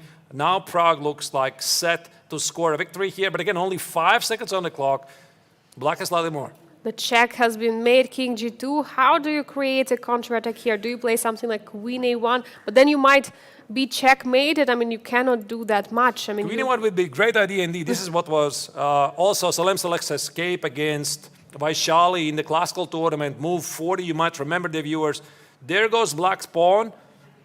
White is winning a pawn and going for the rook endgame. Pawn, b pawn is going forward. Wait, I think it's just... Is it a draw, 3 pawns versus 2? Rook b8, a4. I think we are heading to a theoretically drawn endgame, but it's not going to be still simple because in blitz game it's very easy to blunder. Yes, the pawn is being promoted. The pawns are being exchanged and looks like there are just 2 pawns against 3. Theoretically, it's a draw. In practice, anything can happen, especially under such severe time pressure. Yeah, this game potentially could go on for a while because Pragg, of course, is going to press. There's no risk for him, but Liem normally should be able to hold this. So he tries to chalk up a couple of moves, gain up time. So Pragg at some point is going to have to push g4. And now Rookie 1 has been played. Rookie 2 trying to create some weaknesses, but for Pragg, there are of course, no risk in this position. He can play on and try to promote the pawns. You got to push g4 at some point, create an h-pawn, and maybe then push the h-pawn forward to get the f-pawn. Of course, it's a draw, but again, you can play it forever and forever and forever. So we are going to see what kind of plan here Pragg is going to come up with. Rook e2 at the moment, he's just shuffling the pieces here and there, possibly waiting for a mistake from black. Yes, he's just waiting for maybe some inaccuracy. King on g6 actually for black is a perfect piece protecting both all the pawns on f6 and h6 and h5 and g4. Will it be played? g4 is definitely incoming at some point. I think right now, there you go, g4 is on the board, so black should be pretty happy to trade those pawns. No, he does not. He does not take on g4 because this would allow white to establish a passed pawn. So he's going to keep his pawn on h5. How does Pragg make a progress here? Maybe put the rook on h8? Maybe trying to bring the rook to the side of the black, but then there could be some checksums coming from black. It's not so clear. I mean, how do you promote? This is a big idea, threatening g5. So here Limle remains tactically alert. He saves from this threat. White advances with the king further. Now the position once again repeats. The black king is back on g6 to defend the pawn on h5. Yes, and we see that Praggnanandhaa is playing his moves on the last seconds, being with 5 seconds, while Limle has around 20 seconds. Yep. So this is, by the way, the final game of the current round ongoing. So we are going to stick to this game, obviously. Super interesting game, theoretically drawn, but at some point I think that Pragg will have to take on h5. There is, of course, the chance he might lose on time. I hope it never happens because that would be really painful. A lot of easy moves here for Limle. Just some checks. Just checks are incoming, some repetition. King is coming. Maybe King is going all the way to the c6 and trying to go to the side of the black, but it's easier said than done, to be honest. The pawns are going to be under finally here, black is thinking 7 seconds, 6 seconds, not so much time anymore. Now the question is when Pragg is going to capture the pawn on h5. How about now? How about now? You got to make a choice. There you go. G6 and h5 is on the board. Rook is coming all the way to a5. Now Rook wants to capture the pawn. Whoa, big change here. Wait a second. King g6 is incoming. Wait a second. Now Limle is not sure if this is a draw. King g6, and here Pragg senses there's an opportunity. Maybe rook h7. Okay, that was a rather weird move. We might see the f and h pawn, which are... Whoa. Check, check, what check. What is happening? King h8 is very dangerous. There might be a mate net. So there goes the f pawn. We are going to have this very thematical h and f pawns, which is theoretically a draw, but the black king is cut off. The bar says now white is winning. Crazy position, crazy change of the pace of the game. The pawns are being promoted further. Where was the win? Where was the win? I mean, Pragg's not really sure. 3 seconds on the clock. He basically made the last move with only 1 second on the clock. He's threatening to give a check now. The black king is cut off, so it should be a win. He's not sure. He's checking the clock again. One move. But now there are the checks from the black's king on the 7th rank, and now king has to always go to the g5. King h7. I'm not so sure this is winning anymore. So there you go. So Pragg is going to try to push forward the f pawn, rook e7, f6. I believe this is still a draw, if I'm not terribly mistaken. But again, those positions are incredibly tricky. In a practical blitz game, maybe doesn't even matter. No, I think now he's winning. Now he's winning. King f8 and f7 is incoming. Pawn is all the way to f6, king f8, and now the pawn is coming to f7. How do you stop the pawn? You don't. Pragg wins. Pragg is going to win this. He managed to trick his opponent. This is theoretical winning endgame. I think we already saw this once in this tournament. I think it was the chess 960 game of Vaishali against Salem, if I remember correctly. Exactly the same yes. game. Yes, you're right. There you go. There you and go. Now Pragg is scoring super important victory. 8. And the 2013 World Blitz champion will have to agree that he has lost this game. Very painful. Huge victory for Pragg. So let's now maybe check the current results of round 5 of the Blitz tournament, because there is a lot more action happening. We just saw Pragg defeating Limle, the tournament leader, which might have massive implications to overall rankings. Sam Shankland, Mishra shared points. Ike Matriarsian, again, he scored a victory. So Winston Keymer is suffering also in the Blitz tournament, falling behind. Donchenko defeats Igor Semenenkov, trying to catch up the leaders. Then we have, why do we have 2 Semenenkovs? Okay, that's a technical mistake. Here we have the current standings. What do we see here? Yeah, we see that Limle is still dominating with the field with the 20.5 points. Abhimanyu Mishra is right after him with Ike Martirosyan. And now it's Praggnanandhaa who is on the 4th place in the tournament, while Vincent is 2.5 points behind. In the challengers, we see that Salem dominating the whole field with 26 points. No one can stop it. He's absolutely unstoppable. Vaishali with 21 points, Alexander Dorchenko with 20 points, and Jonas Biera is trying to catch up with 16.5 points. The quarter of the BLITZ tournament has just been over. Wow, yeah, so the first half of the tournament is over, so it was really, really tense first 5 rounds. You can definitely see the adrenaline here is flowing through the veins, not only for the commentators, but also for the viewers. So I think the viewers right now, we are going to make yet another break. I hope you're at the edge of your seats. We are definitely here. So there's more 5 rounds upcoming. So stay tuned. We'll be back right after the break.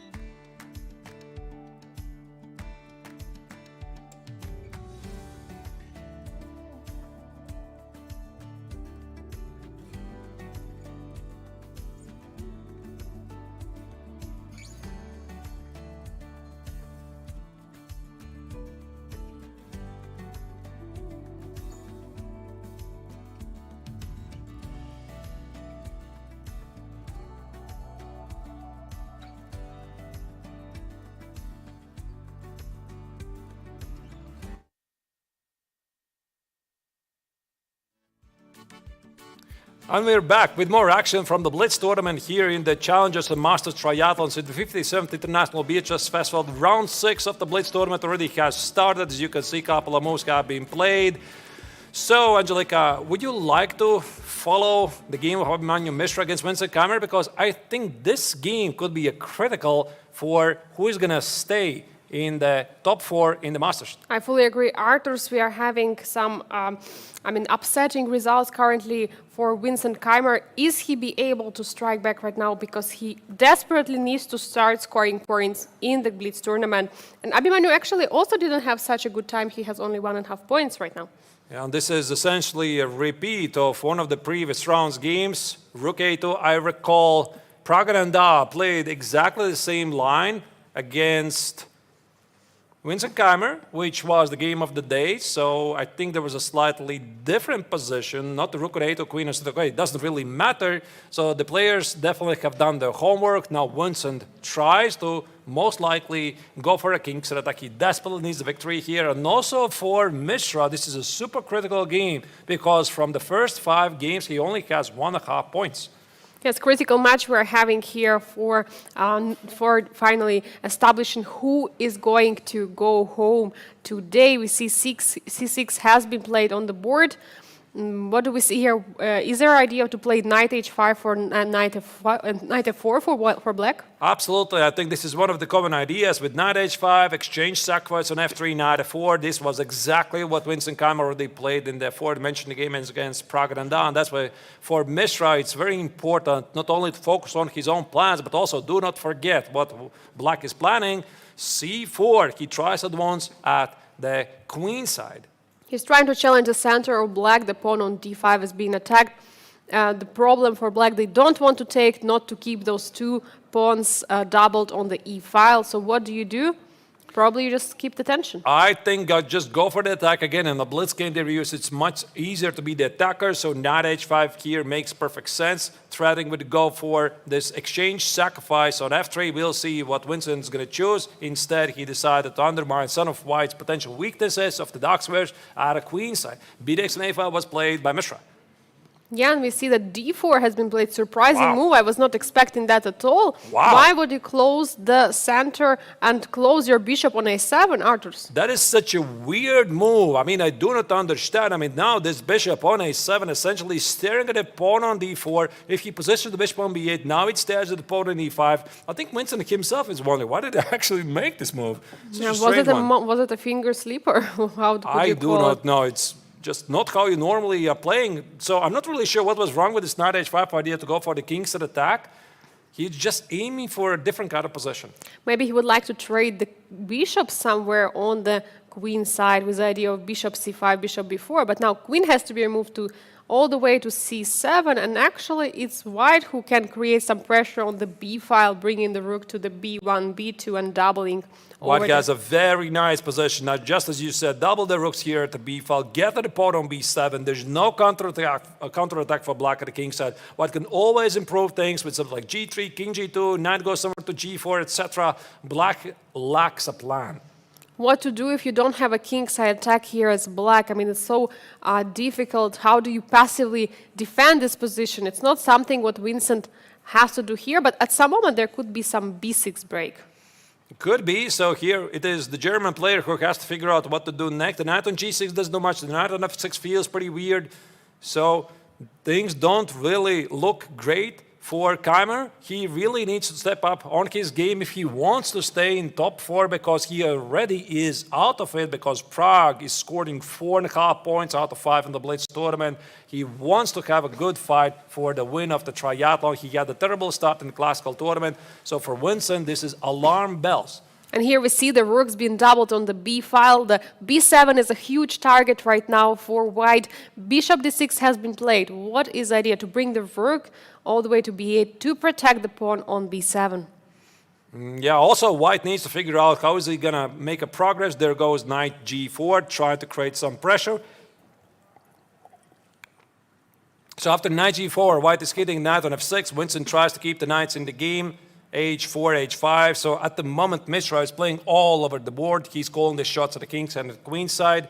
He's just expanding on the with the a5 on the queen side, with the h4 on the king side, and he can play wherever he wants. And again, Keymer starts to burn time. It's not really so easy to play when you don't have a clear plan. Maybe try to get to the pawn on a5 with something like bishop c7, we are going to see. But right now, I think this is also a perfect opportunity for Mishra to finally score an important victory. Queen e8 is played by Keymer.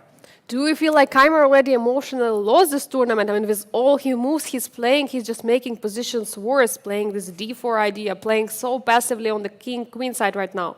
What is happening? Maybe I think what he's going to do, he's simply going to sit there quiet for the moment and not do nothing really, because it's also white who needs to come up with some sort of a move. We'll see, but right now for Vincent, it's a very disappointing start. He feels it. Not sure. Sometimes these things, Angelica, happen. Just step out of the bed with the wrong foot, so to speak, right? It's just not going your way. Usually it's very difficult to predict how it's going to go. There we have the full screen of the players. Yes, we see that the bishop before was played trying to trade the bishop, but it's actually Vincent Keymer who said, no, I would like to put pressure on the pawn on a5. Are we going to see repetition, by the way, bishop d6? No. I'm actually a bit surprised he didn't trade the bishops. Why would he not do that? Because the bishop on c7 is not doing much. Knight e7, I suppose he's thinking about bringing the knight to c6. Is this what he's planning, c5, knight c6? Or he wants to do something else? Vincent is trying to put more pressure on the pawn on a5. Can he do it with also bringing queen to d7? Maybe it's his idea. King h8, black just waits. Here, sneak attack, queen c1, threatening to sacrifice something on h6, and Vincent is tactically alert. Of course, no time to calculate if there was something better, even though Engines marks this as a missed opportunity. White, I think, should be planning for some sort of h5 and knight h4. By the way, did Vincent not miss it? Now h5 looks to be very serious. h5 is possible, knight going all the way to g6. Will Abhimanyu play it? Abhimanyu is low on the clock, only 8 seconds on the clock, so he's burning a lot of time, not making a decision. This might give Vincent the break that he's looking for. Knight f6 improving the knight. Now there is no h5 anymore because knight is controlling that square, and now if black is taking on a5, there is a pawn hanging on b7. Bishop b4. Wait, what about the pawn on a5? Can he take the pawn on a5? No? I mean, take. But then on b7, pawn is hanging. You are correct. Okay, queen e8, that's why he declines it. Knight f1. White shuffle the pieces here and there. Not a big change here for the moment. Who is going to blink? That's a huge question. I mean, we see that so far the structure is not changing. Oh, wait, this is a blunder. No c5. He forgot that the bishop got to retreat back on d2 in one diagonal. And now he can take the pawn. Wow. Yeah, he missed it. Mishra just blundered c5 move. This is exactly the moment that Keymer was looking for. And what do? You take with a bishop. You're coming actually from this very bad bishop on c7. Bishop is getting to such a great diagonal coming to the c3. I mean, actually, I find it pretty amazing, Angelica, that White just blundered the pawn and the position still is equal. It just shows how bad Vincent's position was before. The bishop at a5 is not doing much, actually. And now he's winning back the pawn, taking that bishop on c5, trading it for a knight. Rooks are being traded over the board, one pair of rooks. And it's actually White who is dominating on the queen side with a rook and the queen on the A and B files. But what about queen g4, knight h5, knight f4? Now there goes queen d1. Very annoying move in the blitz, because this queen on d1 can cause you a lot of troubles. If somebody is attacking here, it's black. There goes knight g4. Black is charging forward. This bishop that White has on c1 doesn't really do much. I already prefer black here. Yes, black is indeed attacking here. Queen c2 trying to defend on the f2 square. Will knight join the attack with knight f6, knight g4? I think it's a good idea. No, Vincent for some reason steps back. I do not understand this move. Why didn't he charge forward? Queen e8 completely go into reverse. What's he doing? Queen f7 hitting the pawn on f2? What is going on? Oh, now this is a complete madness. 4 seconds for each. Queen g3, crazy counterattack. This is essential deja vu of their first game in the chess 960 when Keymer had an extra piece of that against Mishra. Unfortunately, draw for the young German superstar is not enough. He has to win in order to try to fight for the top 4 in the rankings. Queen e7 attacking the rook. I would choose still here black because it's a lot easier to be the attacker. Play queen g3, f3, create all kinds of mate threats. The extra piece here doesn't really feel. There goes the bishop. Bishop goes being taken by the queen, and now there are some checks, and the pawns on d4 and f4 are very aggressive. Black is just winning. Black is just winning this. I do not believe what the bar is saying here. There's some extra material for black, and everything is for white is falling apart. So I'm pretty sure that Vincent is going to do this. So 6 seconds each. Will he trade the queens? No, he's not trading, but the huge problem is there is a pressure on the g7 square. Not anymore. Rook is joining the lead with rook b7. King h7, a safe move, not to blunder anything. Essentially, Keymer has 3 extra pawns. Those were massive complications. Now the opponent forces under attack. You need to defend it. No, I think Keymer is going to try to go for the mate. Rook b1. Is this what he's going to do? Rook b1 is a huge move. Now he just trades queens. Okay, now this is technical winning. Vincent's easily going to do it, and I think Mishra is going to resign in a moment. You can see the unhappiness in Mishra's face. He's so unhappy because he got this game completely under his control. He's going to fight it out, but that was a big loss for the young American. Yes, has a huge disappointment in this position. He's trying to come back with a king, but the problem is that the pawns on the king side are going simply to run, and that's going to be it. This is also the only remaining game left of the round, and there's no need to resign just yet because maybe your opponent is going to misplay it. Vincent gave up the other pass pawn so that it's much easier plan to carry out. These H and G pawns, they're going to roll forward. There's no defense for the weaker side. Of course, in Blitz, you always play. You never know. Maybe your opponent is going to blunder the rook. Maybe he's going to flag, so you have to fight on. And very important update, Praggnanandhaa managed to lose his game against Sam Shankland, which means that this win for Vincent will be very important to still try to fight to be and stay at the top 4 of the rankings of the Grandmaster Triathlon Masters. Wow, that is a big result indeed. So everybody else, there's a lot of draws, by the way. We're going to check those results in a moment. In the meantime, we're following the game of Vincent Keymer against Mishra. For Vincent, this is the break he was looking for, because he started the tournament not really so great. Right now, he's out of the top 4 who are going to qualify. So he's going to now reduce this gap between him and Praggnanandhaa from 1.5 points to only half a point. So still not over, and 4 more Blitz games will be for everyone. And he is slowly and confidently pushing in his game. There is king already being cut off on the first rank, and the pawns are going to slowly being promoted, and soon we are going to see the resignation. We are seeing the final moves. There's no tricks. So there are no tricks, only some checks, but... Yeah, I think already here the final trick. Now Vincent, I'm pretty sure he's going to figure out where's the win. King g3, rook f3, push forward the g-pawn. There you go. He knows the technique. Then you can play rook e3, king f2, and trying to trade the rooks. Yeah, and there you go. Remove the rook. And then position the rook on the 5th rank. Play g3, advance forward, and win the game. G3, rook there cannot leave. And now the king is coming. And probably the simplest one at some point. He's going to play h2 check and king h3. The question is when. He does it right now, indeed. It feels like the white king is walking in a stalemate, but no, because white cannot give up the rook. There's always a mate threat. There's the resignation from Mishra. Vincent is scoring important win. He has to be back to still fight, not to be eliminated today. There we see the results of round 6. As you can see, Keymer just scored a clutch victory against Abhimanyu Mishra. Matri Salem share the points.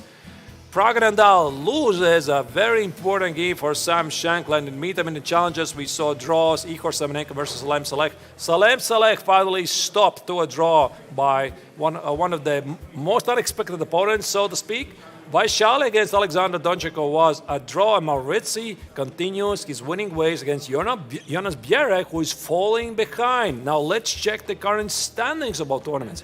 What is happening there? We see Liem still leading, but for us the most important is who is going to take the part in the place number 4. We see Praggnanandhaa with 16.5 points, and 1.5 point behind is Vincent Keymer, very, very close in the Masters tournament.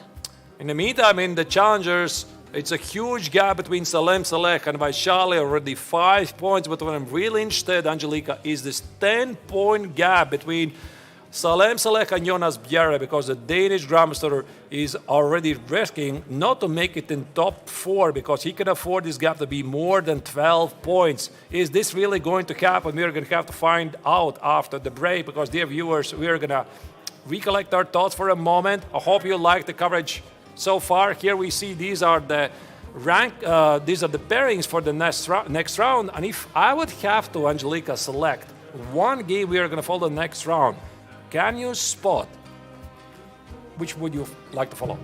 I would follow the game of Liem against Vincent Keymer, the leader of the tournament, against Vincent, who is trying to scratch his way back on the top 4. All right, so we are going to see that after the break. Dear viewers, hope you like the exciting action so far from the BLITZ tournament. There's 4 more games here in the Biel Chess Festival and the BLITZ tournament, both Masters and Challengers. This is 57th International Biel Chess Festival. We'll be back after the break.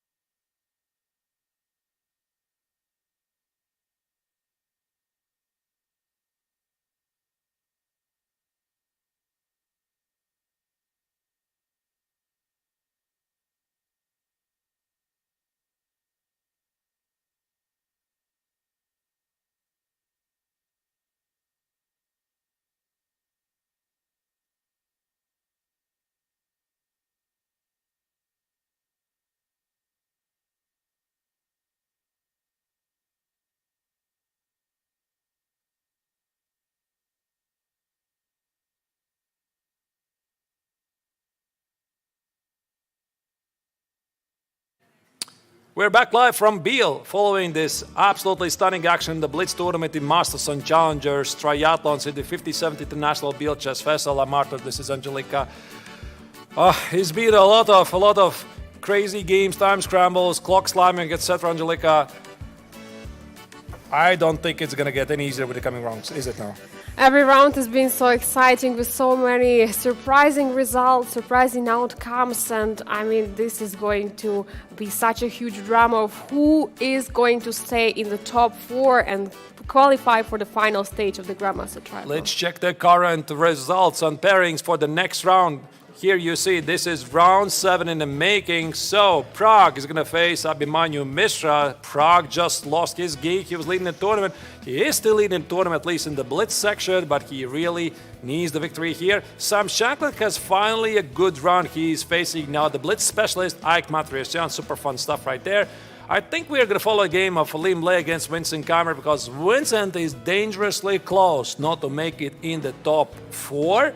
Then in the challenger section, we have Marc-Andrea Maurizi, who has a fantastic run so far. He has 5 points out of 6. He's facing Igor Simonenkov, who just stopped Salem Select to a draw.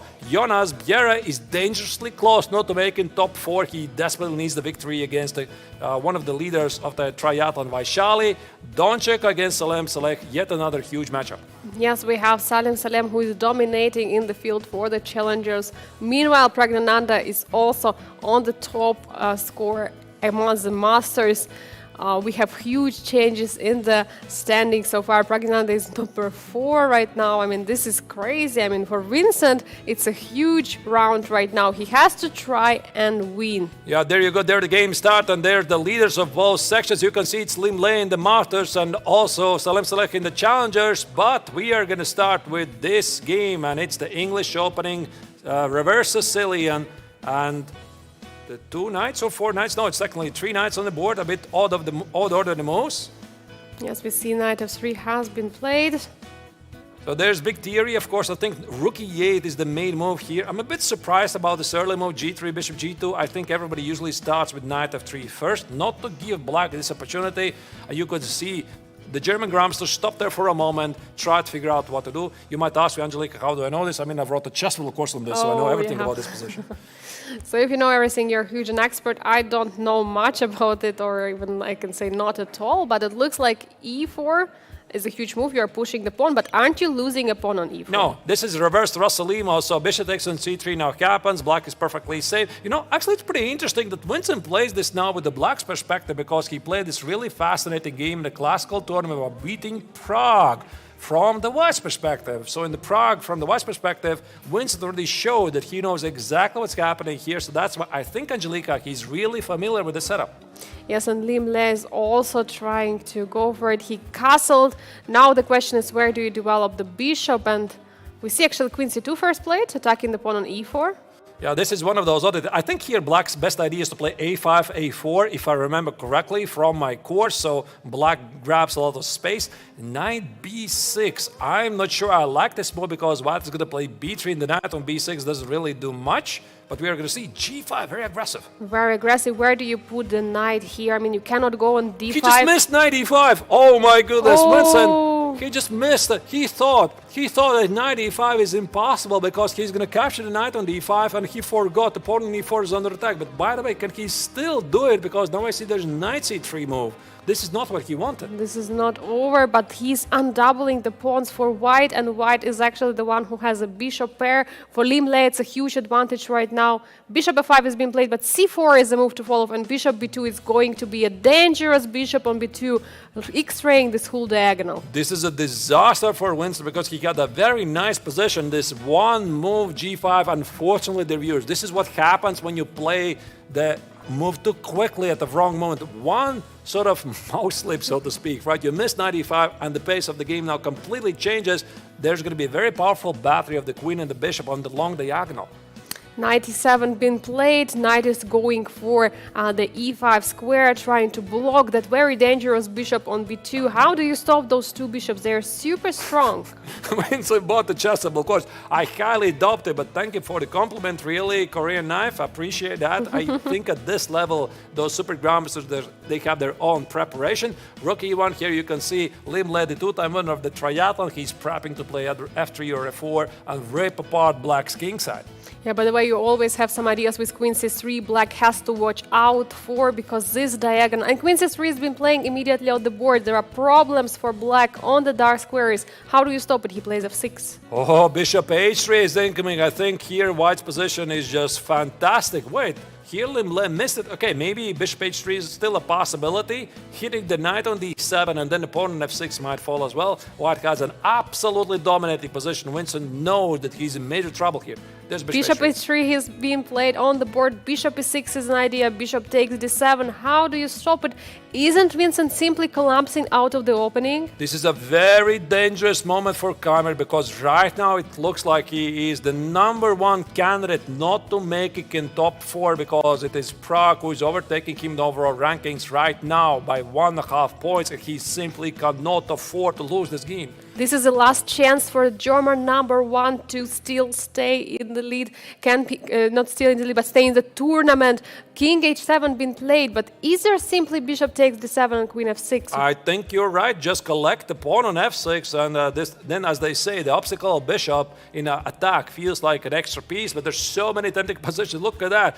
Here, the Vietnamese grandmaster says, no, I want more. He positions the bishop on e6, and then the pawn on e3 is falling as well. He wants to dominate. He can always take the pawn on e3. f5 could be an idea, or taking on the pawn on g5. Oh my God, this looks crazy. He really has to hope that Praggnanandhaa is going to lose his game. Otherwise, if Vincent loses right now, Praggnanandhaa wins, the margin between them is going to be 2.5 points for only 3 blitz games, which makes it almost impossible to recover. So that's why here, of course, Vincent is trying to hold on and pray that something happens also in Pragg's game. We'll see. Yes, and here trade on f4 has been played. Rook f4 is there, and the pawn is being under attack on f6. Looks like hopeless position for Vincent. What can he do?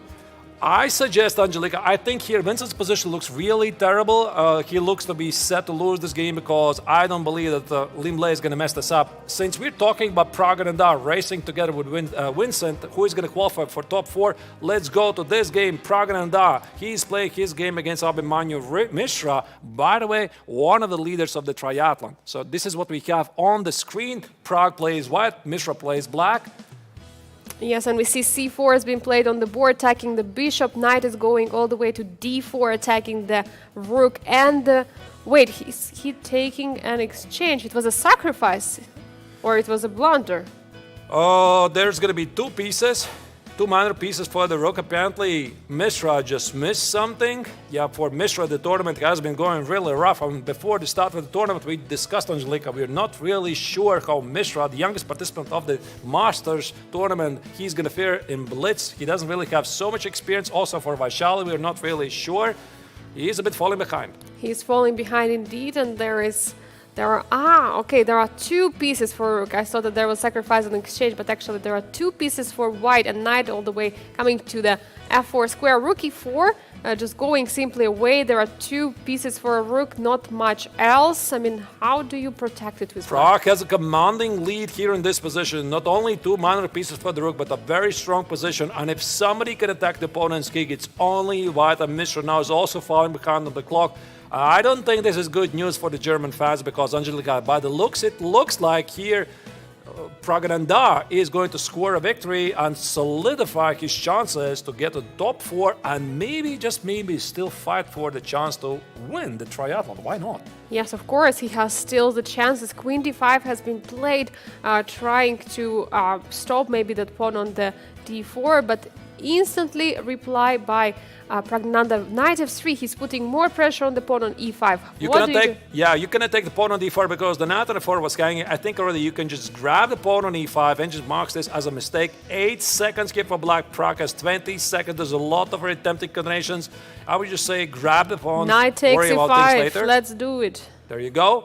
Position simplifies, knight is under attack, he retreats, but this game is still not over. Now, suddenly for black, the position is pretty easy to play. And we have an update, viewers. Vincent Keymer has lost his game against Liem, so all eyes are on the game of Praggnanandhaa against Mishra. Can Praggnanandhaa win this game and extend the lead in front of the Vincent Keymer? That's a huge question right now. He has 2 pieces for a rook and very much dominating position, but can he do it? It's not so easy. Now this is getting really unclear because Mishra is getting super active here, and here Pragg is down in the last seconds on the clock. Now takes on b3, black establishes himself a couple of passed pawns. Rook takes b3, rook c4. He's trying to grab the pawn on the c5. Actually, it's not so clear anymore. Yeah, Mishra is fighting back. There also might be some mate threats. Rook c5, rook c8. Watch out for this king to be checkmated. He has to stop the rook, coming with the rook somewhere on the 8th rank. And now the b-pawn is running. Pragg should be safe, but the question is, can he win this game? A computer says that yes, he can, but okay, it's There's not so. Pragg. Oh, knight g5. There's Pragg, and you can see Mishra is like, oh no, I mean, there's knight e6, I'm losing the rook, and now the rook is gone, and Pragg is going to win this game. There's the resignation. Huge, important game that finished, and I think we're going to go now to the bird's eye view and select yet another game that is still ongoing. There's more games that follow here in round 7 of the BLITZ tournament. Angelika, are you spotting something exciting? Let's go to the game. Bienne against Vaishali. What is happening on the board? Bienne desperately needs a victory. He just did it. This game is over. As you can see, the players are resetting the board. So who else is there? We still have a game. Marc-Andrei Maurice against Igor Samonienkov. And actually, Igor is the one who is up a piece in the position. Can he beat the Marc-Andrei Maurice, one of the leaders of the BLITZ tournament? All right, we can follow that game as well. There's also the game running in the background. Alexander Donch against Salem Saleh. Let's follow this game. So here Black has an extra piece. So Maurizi is one of the leaders of the BLITZ tournament. Samonenkov is pushing. So Samonenkov is pushing. He has this equal. I think the bar is just broken here. So Black is trying to find a make a progress. Will they be able to push those pawns on e5 and f5? It's really tricky when you have only a couple of seconds per every made move. It's not so easy to show your best technique. Bishop c2 here, you can see Black is trying to eliminate those pawns. There goes the white f pawn, f forward. Black tries to stop it. Black tries to stop it and try to capture the pawn on a3, but for now there is no time since there is a pawn all the way in f6. Can you just take it? Can you just take a pawn on a5? Somehow those pawns stay alive. It's just unbelievable how here Maurizi manages to keep those pawns alive. But now the rook comes to the e4 and the pawn is going to be taken. We'll see. Yeah, not easy for Samonenkov to make the progress. The players are repeating the moves. He's trying to take now the pawn on f5. The pawn on f5 has been taken. f7. He takes with the pawn, and now the last pawn is being off the board, and this looks like a draw. In the meantime, I do see the position between Alexander Donchik and Salem Salek. I think that Salem is scoring a victory by the looks of it. So yes, it was a very tense game, but let's follow this game here. Black. Oh, this is lovely. The rook and the bishop against the rook. All right, Angelika, how is your technique in rook and bishop versus rook? I have won already one game with rook and bishop against the rook. So yeah, I made my opponent to blunder. I mean, he was defending very well, but at the moment he just collapsed. So. Oh, he just missed. He missed a checkmate. No, I think he blundered something else. He blundered the rook, right? Because in some lines the rook is gone. So what didn't happen here, this is what didn't happen. King h2, rook h1, king g3, rook g1, the rook is gone. Crazy game. And finally, also Maurizi is stopped by Samonenkov. I'm really, really glad for him. Angelika, that finally he's winning. Do we have now results that we could check what happened in all over both tournaments? Or maybe, Angelika, you could just read them. Yes, of course, we have a result of all the games in this round.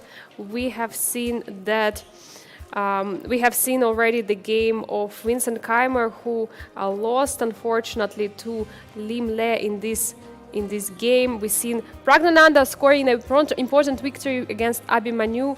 Andrei Maurizi is losing to the Igor Samonenkov, and Haik Martirosyan winning against Sam Shankland.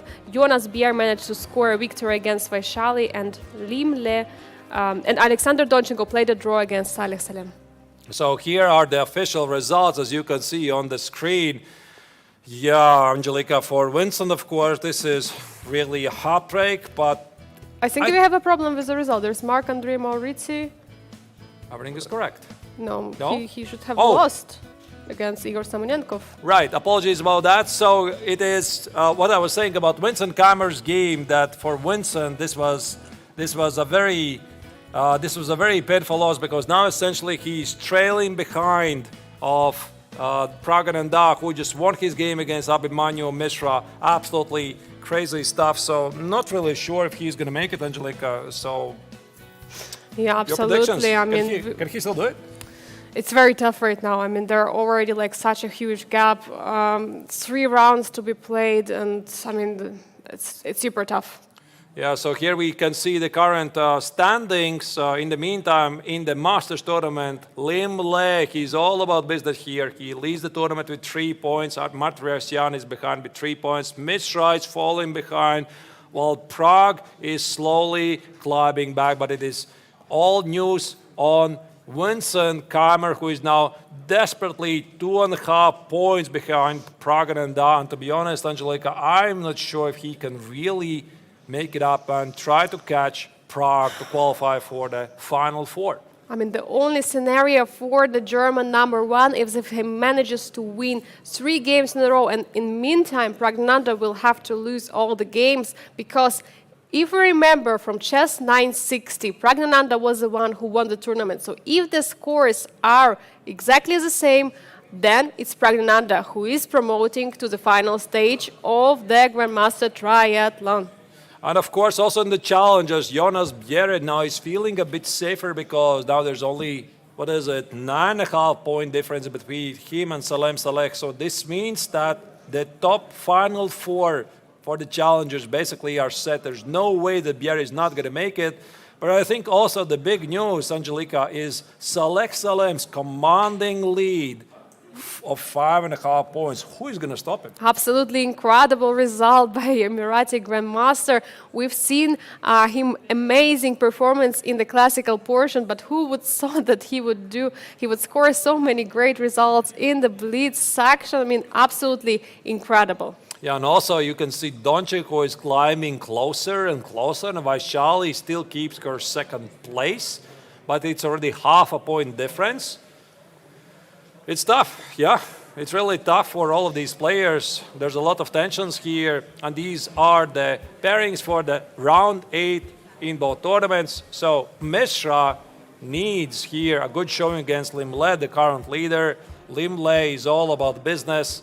Yesterday he was not really so upset about his missed opportunity against Ike Matriasyan. Yes. Right, Vincent Keymer against Sam Shankland. For Vincent, this is all or nothing, really. And Ike Matriasyan against Praggnanandhaa, of course, also yet another huge matchup. So I think here for Vincent is not enough only to win his games, but really hope that also his opponents are going to help him. And maybe Ike Matriasyan against Praggnanandhaa, one of the central games of the round. Of course, games over Vincent is something which we have to keep an eye on, to see if there is still a chance for German #1 to go up in the rankings and be in the top 4. We are going to see. We are going to see. Only a handful of games are left here. The viewers maybe also use this opportunity, write your feedback in the chat, how you're fighting the tournament so far. Yeah, it just rolls forward very quickly. There's no rest for the players. And yeah, that's it. That was already the next game. So Liem is sitting there getting ready for his game against Abhimanyu Mishra. Maybe that's the game, Angelica, we could follow unless you see a more exciting matchup. I mean, I would follow game of Vincent or Praggnanandhaa. I think these matches are very important right now. I would say we start with Ike Matriasyan against Praggnanandhaa, because if Pragg wins, then there is already no more questions. He would be the one who is qualifying for the final stage. But if Praggnanandhaa manages to have some defeats, then it's actually Vincent is going to have some chances to fight for a top 4. Yeah, here we see Sam Shankland, and for Sam, of course, I'm very happy for players who don't really perform so well in some other tournaments, and they treat this BLITZ tournament as a chance to prove something. And for Sam, the tournament has been going really well so far. He's among the leaders in the BLITZ tournament, and finally being able to show what he's capable of. Exactly, and we see that Vincent Keymer is now at the board. The players are getting ready for a match. Salem, completely confident. How many points he has scored in the BLITZ tournament? Because so far he's been absolutely unstoppable. He just keeps improving his lead overall. 6 points out of 7. This is absolutely an incredible result in the BLITZ. I mean, only with 2 draws, basically, he is dominating in the field. Meanwhile, in the Masters tournament, 5.5 points for Praggnanandhaa, and after him we have Liem and Ike Matriasyan with 4.5 points. Actually, also that matchup, Salem Saleh against Bienne, is pretty interesting, because Bienne is the one who is trailing behind of the tournament leader, but they already kind of calculate that he's going to make it either way.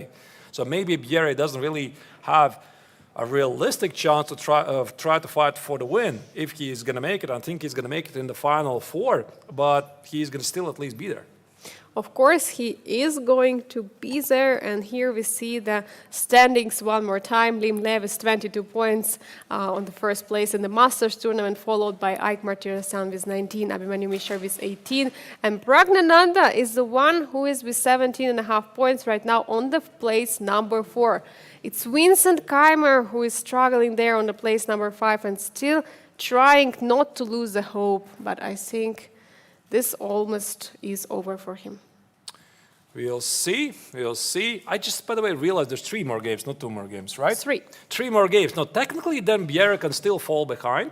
So if he loses all games, and if Salem Saleh wins this game, also it's going to be very interesting. But here we have, of course, one of the most important matchups of this round. Ike Matriosyan, one of the biggest blitz specialists in the world. He's playing against Praggnanandhaa. I'm also happy for Pragg finally finding his shape because the start has been very disappointing for him. Vincent, at this point, I think he already knows that there's no realistic chance for him to make it, but of course he's going to fight until the end. And we see the handshake happen, the games are being started. So the game we would like to follow is the game. Okay, then we are coming to the Vincent Keymer against Sam Shankland. All right, let's follow that game. Now, what we have here, it's some sort of a King's Indian defense. It seems that the American Grandmaster has prepped for this particular defense exclusively for Biel because he's a big Semislav specialist. He's written a highly successful chessable course, but here he plays, now it looks like a Grunfeld to me. He's playing Grunfeld with the c5, and Queen a5 is a typical response on the d pawn takes on the c5, and knight e4 is something what black could do. Yeah, so the position is completely symmetrical, but it's not equal because in the long run, black might be having problems because of the lights of a bishop. And this is how the American Grandmaster solves them. He temporarily sacrifices the pawn and recaptures the pawn on c5. Bishop h6, trying to trade that annoying bishop on the g7. Looks very logical for Vincent. I'm sorry, Angelica. I suggest that we simply change the game because this position is pretty peaceful. I would go to the game of Ike Matriosyan against Praggnanandhaa because it looks a bit more spicy. This is a very symmetrical position, very peaceful position. And the game of Matriosyan against Praggnanandhaa has a chance to blow up at any moment. Let's jump there immediately. We see that there is a huge imbalances here. The very nice pawn chain for white on the king side, e5, f4, g3, h2. Very nice. All right, a4 is here played by Ike. Black has captured the pawn. This is, by the way, a very thematic idea in the opening. Queen's Gambit accepted of some sort. Not really sure if this was the Catalan. Doesn't even matter. The pawn on c4 is the temporary extra pawn, but black somehow sometimes keeps it. Yes, and we see that there is opportunity for black to push the b4, but is it actually going to happen? Will Praggnanandhaa push the b4, or he's going to protect the pawn? Yeah, he protects the pawn, because if he pushes the b pawn, then the pawn on c4 might be lost. Now, the big question, of course, for Ike is, where exactly is his compensation? He is incredibly active, but as they say, a pawn is a pawn, and also black is trying to play something like bishop b7. Can you play rook a7, stopping bishop coming to a7? This is a huge question.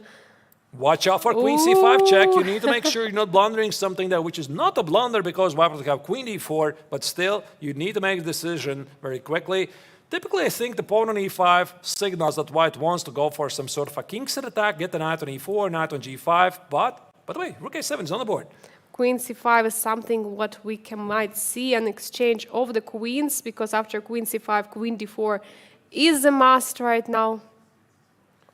Yeah, knight c4, knight c5 has been played. Yeah, also Vincent just misplayed something in his game, so things don't look really good for him. So we're still going to focus on this game. Queen e3, nice domination of the pieces. The queen on e3 lovely controls everything. So I suppose here Pragg could push b4. But still a pawn is a pawn. If Ike is not finding any initiative right now, he might be the one who is going to suffer in this position. And of course, I mean, this is not all about the BLITZ tournament. It's all about the overall rankings, because I think, of course, also Pragg wants to chalk up as many victories as he can because he's a true fighter. He's also thinking not only about the BLITZ tournament. He's not really thinking about qualifying for the top 4. He's thinking about, how do I win this thing? Exactly, and that's why we see that Praggnanandhaa is trying to find the best move here. Queen e3 has been played. Pragg is still taking his time. That he is, and I think Vincent in his game is down a pawn, so it doesn't really look like he's going to win the game. Exactly, so huge chances for Praggnanandhaa right now to stay in the top 4 and qualify for the final stage. b4 has been played, knight e4, and bishop and knight has been traded. Now there is only bishop on e4 and bishop on c8 on the board. Yeah, it's a very interesting position. Amazing, look at this. So white is down a pawn. Black has traded a lot of pieces, and yet somehow Bar evaluates this position in favor for white. And why is this? Because white is so active. I mean, look at this rook on a7. Look at the queen on e3 and bishop on e4. These are really nice pieces. But of course, the big question is, What's the follow-up? You want to get the pawn on c4, don't Can you? you play rook d6? Okay, I want to play rook Woo! d6, rook Rook c6. d6, that's a fancy move. All right. So Angelique was suggesting this move before to shut off the queen. I like this move. But rook c1 is also targeting the pawn on c4 and then targeting the pawn on c7. By the way, how do you protect the pawn on the c4? Is it Queen just c5? Can I play queen c5 here? I'm not really sure. Makes perfect sense, and I'm pretty sure Queen that Pragg is c5, checking it. Queen c5 trade and then bishop d3? That's nice. That's nice. I'm pretty sure also Pragg just noticed this, so maybe it's not really that great. If this is not really that great, then what do you do? Rook c5, the bishop d3 is as well the move. 30 seconds. He is 1 minute behind on the clock, so he goes for the pawn sacrifices and pushes for the b pawn. He's trying to create a protected passer on the queen side, and we see that it's marked as a blunder. What can be? Bishop takes on h7. He blundered bishop h7 here, Oh, or queen e3, bishop my h7. God. This is a huge move here for what I'm pretty sure is such a skilled player as Martyrian. He sees this immediately. So the rook on b5 is simply under attack, and also now Pragg immediately sees this. Now you see there's the pawn h7. No, he missed it. He was looking absolutely in the wrong direction. He was looking on the queen side. Wow. He trusted Pragg. Wow, both players missed bishop h7. That is very unusual. It just shows this is a very tense tournament here. Now this gives one more opportunity for Pragg. There goes the bishop on a6, and suddenly this black pawn on b3 becomes incredibly strong. It's very, very strong. Bishop d3 trying to protect the pawn on c4, but how do you deal with this pressure? How do you deal with this pawn on b3, which is going forward and forward? f5, he's trying to go all in on the king side. f5 makes perfect sense, and I think black cannot afford this pawn land on f6, although this pawn on b2 is so strong. It's 5 minutes before queen. E takes on f5 seems to be necessary, so Martyrian is trying to go for an attack. The perfect choice for the time scramble, and Pragg is 5 seconds on the clock. He needs to make a choice. He's taking, and then e6 instantly has been played, trying to open up the side. Queen b3 He's is... missing something. What's he missing there? 50 seconds What is here for happening? Praggnanandhaa for Martyrian to figure it out? Wow, okay. And the bar was jumping. It just changes so quickly, and there you go. I think Martyrian is going to win this game. There you go. Pragg He just blundered blunders a queen f7. piece. Queen d4 check. There are still some checks are incoming. Pawn on b2 is very dangerous still, but there are many checks. Yeah, there you go after queen b5. Finally, queen d5 is incoming, and Praggnanandhaa resigns. Very important victory for the Armenian Grandmaster. What does it mean for Winston Keymer? Winston Keymer is still fighting. Let's go to that game and follow if he can chalk up the escape against the American Grandmaster, because he desperately needs the victory to stay in contention to qualify for the top 4. Doesn't look like it. Yeah, and we see there are 2 extra pawns on the king side for the Sam Shankland. There are 2 pawns against 1 for white on the king side. But is it going to be possible to escape? Still possible. There is some mating net actually building up around the king. I mean, yeah, and the white is also down a pawn. But if white is able to organize a pass pawn on the queen side, this might still be everyone's game. No, black is up a pawn to connect the pass pawns to the king side, technically winning. The game continues. The knight is jumping over to d7, attacking the rook. Now the question, how do you keep up? Rook e2 is a huge move, attacking the bishop and the pawn on h2. Can you take it? e5. There you go. Black needs to push forward his own pawns as well. I think he wants to play e4, e3, e2, push forward the pawn. Yes, he can also try to give some checks to the king. King is going forward. Is this a Oh, he just blundered the fork on c5. Oh my goodness, what is happening today with Keymer? There you go, he just resigns. Yet another blunder. The point is after king e4, there's knight c5. Very, very painful loss. Let's maybe go to the bird's eye view and select yet another game. But this game essentially means that Keymer is out of the top 4. It's going to be Pragg who is going to make it. So who else we can follow? We can see the game Igor Samonenko against Alexander Donchenko or Vaishali against Marc-André Mauritius. Those are 2 last games are ongoing. There is a crazy end game. Let's go to Vaishali. There is a crazy endgame by Vaishali. Bishop for a rook. So it's a sacrifice exchange for 2 pawns, is it? Apparently Vaishali is pressing here. Risk-free position. I don't buy that this is equal. If somebody's pressing here, it's only white. Exactly, and we have a reminder of that. She actually sacrificed an exchange similar way against Marc-André Mauritius in the classical game. Rook b8, nice move. Watch out for rook b2 check. There might be even some mate threats. So Vaishali trades the rooks, but now can she win this? I'm not really sure. She creates a pass pawn on Kingston. Again, if somebody can win this, it's only white. Wait. Now I started to calculate. I just realized the pawn is rushing. the pawn is gone. The a pawn is gone, but the h pawn is now rushing all the way to the h7. This looks like not possible to win for black anymore because black will have to stop the pawn. But can Vaishali do something? It looks like... There was just a mistake. What about the pawn on c6 is up for grabs? Is Vaishali going to do it? Seems to be a free pawn. Why not? Then position the bishop back on e4. So apparently the Frenchman made a mistake. Now this should be a win. Two pass pawns. So the bishop on e4 is reigning supreme. Wow, the c-pawn can just run forward to promotion, and then king is the last piece which he has to activate, going all in. Vaishali is going to do it. I think this is very, very important victory The resignation has happened on the board. Vaishali won her game. And all the games are over. All the games are over, and we have the results of the round number 8 right now. So I think we can... By the way, how did the game of Salem Saleh against Jonas Biel finish? Salem Saleh won! Wow, absolutely incredible. So there are the results. Huge results of this round 8. 2 more games, of course, to follow. So Liem wins Mishra, solidifies his lead, and he is about to make a serious claim to score hat trick in the triathlons. Of course, still early to tell. Very strong showing by the Vietnamese Grandmaster. Sam Shankland outplays Vincent Keymer for Wednesday. This is simply a tournament. Forget it just started wrong. Matriasyan in a clutch game defeated Praggnanandhaa to solidify his lead over the Indian player. Then some huge games, of course, in the challenges. Probably the most important one, Salem Saleh outplaying Bienne. And now for the Danish Grandmaster, this is not so clear if he's going to make it to the top 4. Yes, exactly. He has still 2 games ongoing. He'll have to score some points. But for Masters, it's safe to say that actually we already have top 4 people who are going to go further, because Vincent Keymer is 2.5 points behind after Praggnanandhaa, and we have 2 rounds to go. He cannot physically catch Indian superstar. Yeah, so over here you see these are the rankings, and that's it. Pragg is indeed already qualified. Bienne now is in a danger zone, so he's trailing behind the tournament leader 10.5 points. Why this is important? Because if there's going to be more than 12 points between the leader and, for example, Bienne, then Bienne is not going to make it to the final 4 who are going to fight it out, who is going to win this tournament. Wow. 2 more rounds? Tomorrow's super exciting chess is waiting for us. I'm really looking forward to it. All right, dear viewers, I think we are going to make some small refreshments. I hope you are still at the edge of your seats. We are.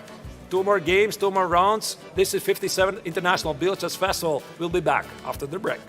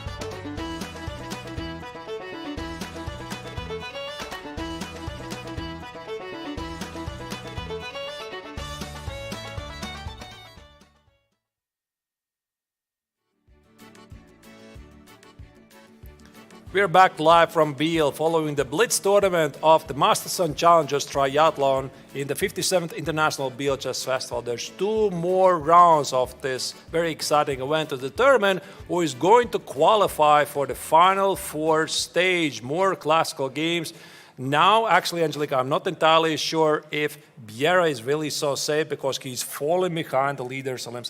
Yeah, it's for sure possible because currently he's at the edge of qualifying in the top 4 final stage. I'm not sure. It depends how he's going to perform in the final 2 rounds because Salem is just unstoppable in the BLITZ portion. So here we see this is still not the only final 4 clear because the Masters tournament is set. In the previous round, we saw that Keymer lost his final chance to qualify for the decisive matchups. Jonas Bienne desperately needs the victory here because now he's 10.5 points behind the tournament leader. You cannot fall behind more than 12 points because then you do not qualify for the final stage. So this game against Alexander Donchenko in the Challengers tournament, Angelica, I would like to follow as the first one. Yeah, for sure agree with you because in the Masters tournament it's all over for Vincent. He cannot anymore physically catch Praggnanandhaa with 2 games ongoing. He has 15 points, Praggnanandhaa 17.5. Maybe Praggnanandhaa could actually surpass Abhimanyu Mishra because he's just half a point behind the US Grandmaster. Also for Mishra, the BLITZ tournament has not been really so successful. Here you see the start of the game. The Danish player started the game with e4. But also Pragg is slowly climbing up, and this means there's still hope for the Indian fans that the top-seeded player of the triathlon in the Masters section might still actually win it. And we see the Caro-Kann on the board as the trade variation of the knight. Yeah, this is one of the theoretical lines. d4, knight f6, played by both players. Queen retreats, knight e5. Donchenko already played the Caracan in Biel before. And by the way, we are having the pictures of the players here on the left. You can see they are not their standard pictures, but they are the pictures actually from the Biel Chess Festival. I didn't notice that. That's nice. That's nice. So thank you, whoever did this. Really nice to have updated pictures. Bishop e3, 6 played. I think that here Bienne is looking for an opportunity to castle the long side, but the problem is, of course, this bishop at h5 that makes it impossible to happen. So I would say some sort of a h3, g4 could be a thing to consider. Exactly, and now the question is, how will white also face... bishop g6, there is just knight g6, there is nothing there in the position. Still, there is a pawn from d4 for white, some maybe symbolic space advantage, might say. You know, actually what is pretty interesting that both of these players were sitting next to me in the breakfast this morning. So we're discussing this tournament, you know, and I mean, jokingly we're discussing with Jonas, and I think also Alexander was part of the discussion that, I mean, there's no way that he's going to lose 5 points to Salem Saleh in the BLITZ tournament. Well, not still so clear, you know, because Salem Saleh has a powerful start so far. For Bienne, it's not really so great.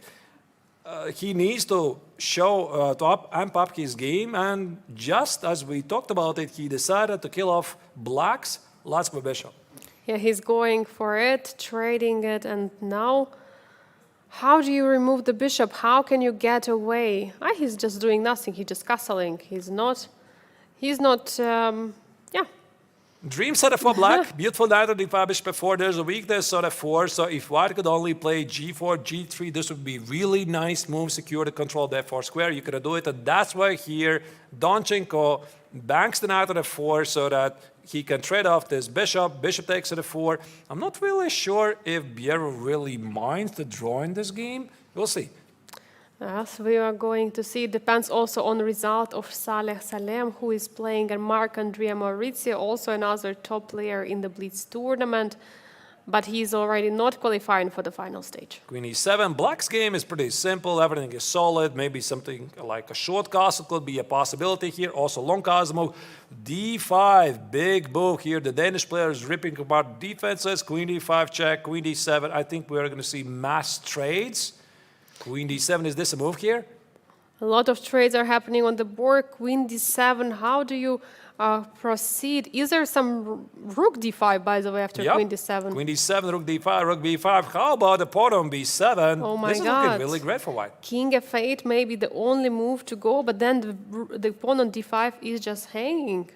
Maybe king f8 actually is necessary because then you can play g6 and king g7. So right now the German player is considering his options. He has still plenty of time. No, he plays queen d7. Rook d5 is immediately was been answered by the Jonas Bienne. And rook b5. Now the pawn on b7 is going to be lost. White is going to be up an extra pawn. No, not quite, because there's a pawn on h3 under attack. So this is what he calculated.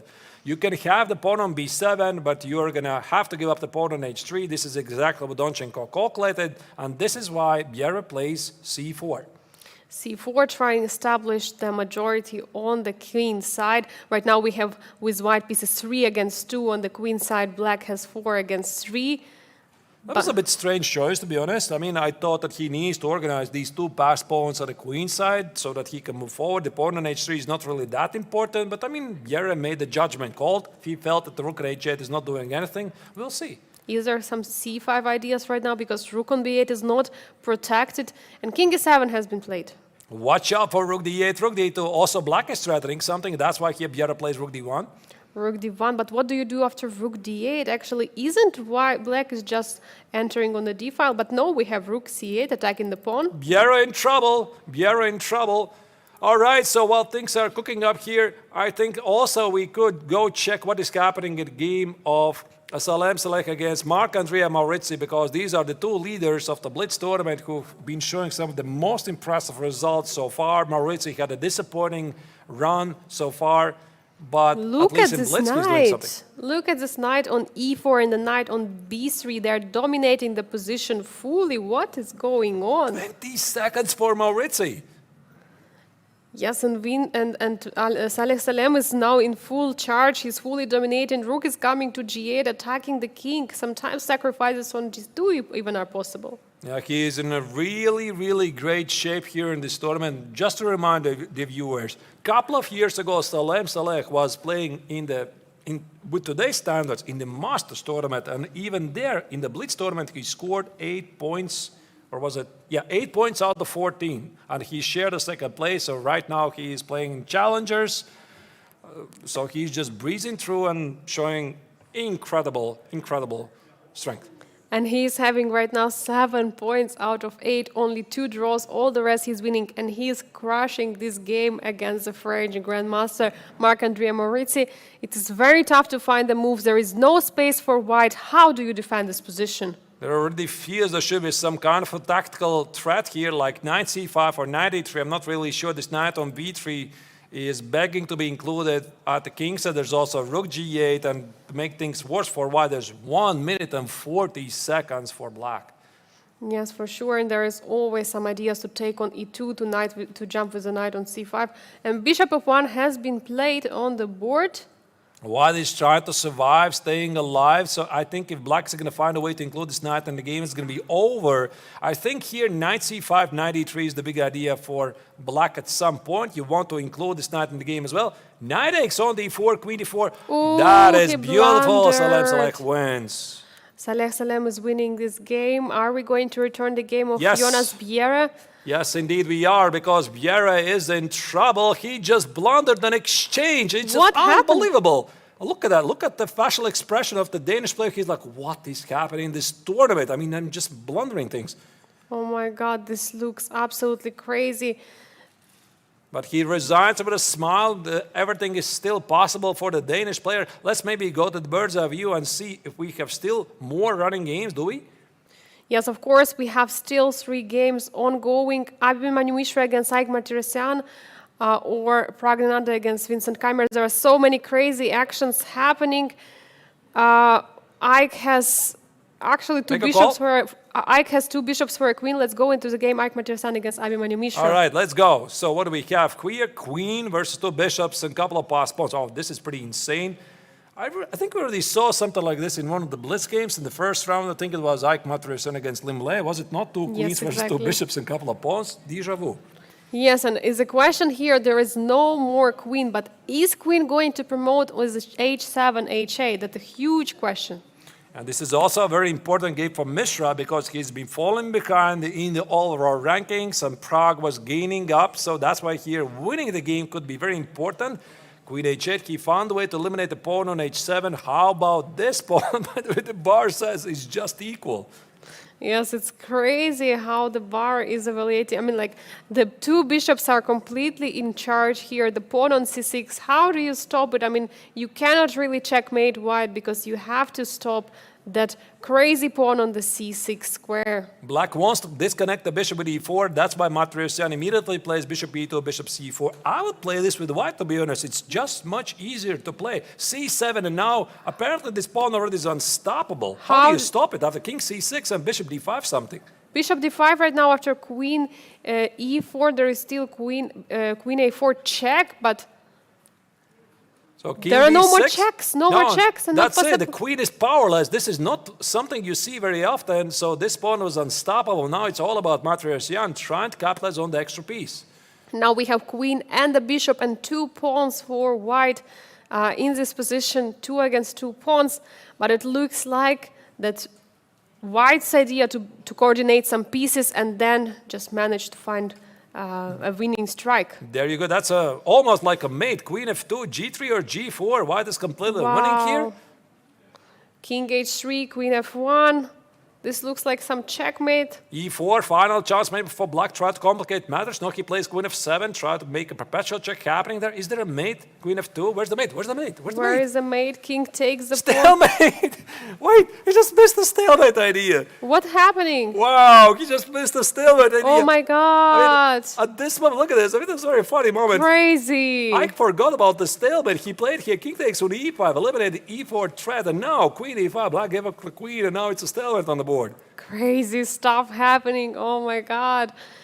Wow. Abhimanyu manages to find a save It's a here draw. with a stalemate. We have a draw on the board. So here we have the results. I mean, this is absolutely stunning game of Mishra versus Pragg. The players, of course, shared smiles after the game. I mean, okay, this happens only in the BLITZ game.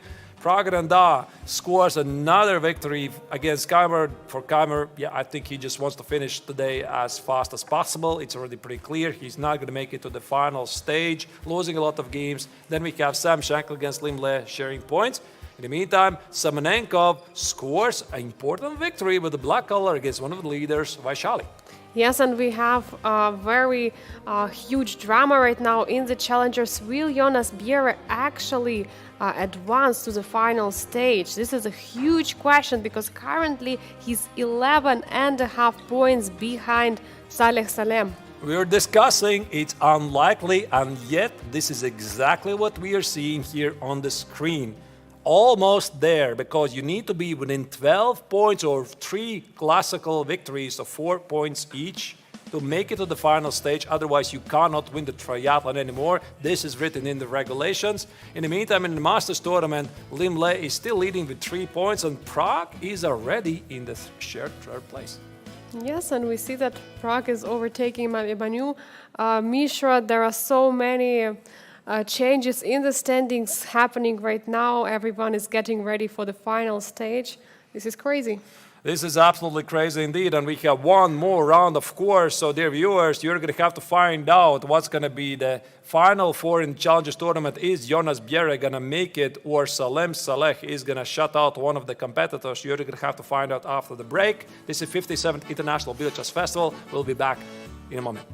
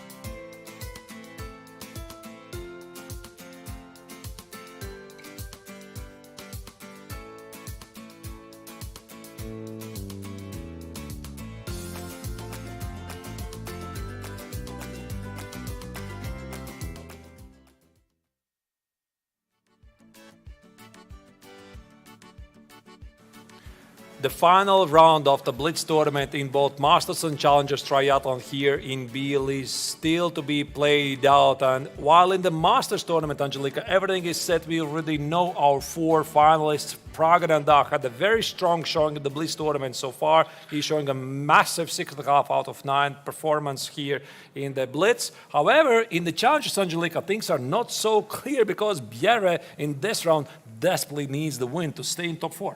Yes, exactly. He needs to score a victory because he is already 11.5 points behind of Salem. So if Salem wins and Bienne doesn't, then we are going to have a huge problem for Jonas Bienne. And in this case, he's playing against Igor Samonenkov, who actually has scored already 4 points in the BLITZ tournament, scoring very important wins. And we just got an update that actually for Bienne it's enough just to get a draw, because then it gets really tricky. Even if he draws, for example, Salem against Vaishali wins, it's 12-point difference. So there's all kinds of interesting criteria taken into account.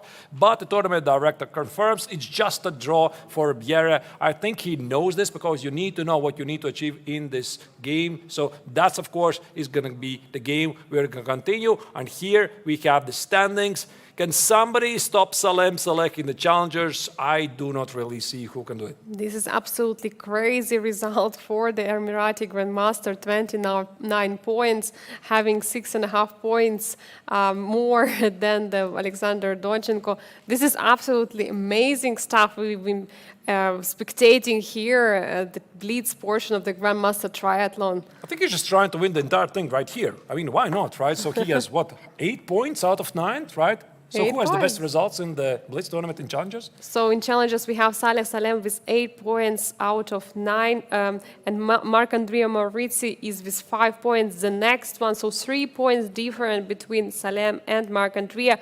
Donchenko with 4.5 points, Samonenko with Bienne, Jonas together with 4 points, and Vaishali 2.5 points. And we see that the pairing started. Yep, the game is started. So here we have a rather odd, I'm not really sure what is this, some kind of a Catalan, delayed Catalan. Okay, B3 here. White is not rushing to capture back the pawn on D4 because then Black would respond with E5. This is still opening prep for both players. Bienne shows, I know this. Bishop C5 has been played, Knight D4. So here for the first moment, the Danish Grandmaster is considering what are his options. Maybe he didn't really know the move Knight E4. There you go, E5 is played, Knight F3 retreats. Now suddenly the game becomes really spicy and the E-pawn must charge forward. Knight E4, now White has a very nice outpost on D4. White has a nice outpost while Black is having those central pawns, but are they actually moving somewhere? Is there idea to play E3 at some moment? I mean, that's a question. Might be. There might be an opportunity for Black to play E3 and chopping up things at the same time. Angelika, I mean, what do you do? For example, if you are playing the final game, doesn't matter the time control, BLITZ, Rapid, or Classical, you need just a draw. What kind of approach would you have? I mean, there is, such a dangerous type of approach going for a draw, which normally going to be punished. So I think that the most important is to play normal. How would you normally play? What is normal? How would you define normal? Not to play dry positions, not to trade the pieces, because you can just blunder in some position and you lose the game and you lose the chance of qualification. I mean, sometimes when the players are going for many simplifications, going for the trades and so on, and trying to choose the opening accordingly of the results they need, they might actually not succeed at all. Yeah, so I think also it's a good idea, of course, just to play for the win, because it's very, very difficult to play for the draw. For Bienne, I don't think he really can fight for the victory in the triathlon. Even if he's winning these 12 points, it's already such a huge difference, but he can at least be there, be the part to play a couple of interesting games and maybe climb up a bit higher in the overall rankings. Very important game. Angelika, I'm wondering if Samonenkov is even aware of this. Does he know? Does he know how this game is important for Bienne? I'm not sure he knows because he's focused on his own result and it is not being great so far. But in the blitz portion, actually Igor is pushing. He's scoring some very important wins, playing super well, having a good shape. Unfortunately, just towards the end of the triathlon, which will not be enough for him. Biel is falling behind on the clock. In the meantime, just to give you an update, what is happening, Salem selects game against Vaishali. Salem has simply an extra spot in the Benko gambit-like position where opponent is opponent. Basically, this is not the kind of news that Biel really wants to hear, but I don't believe, Angelika, he has the time to follow what's happening in that game. Just focus on your own. Exactly, and E3 has been played. F4 is a reply by Igor Samonenkov.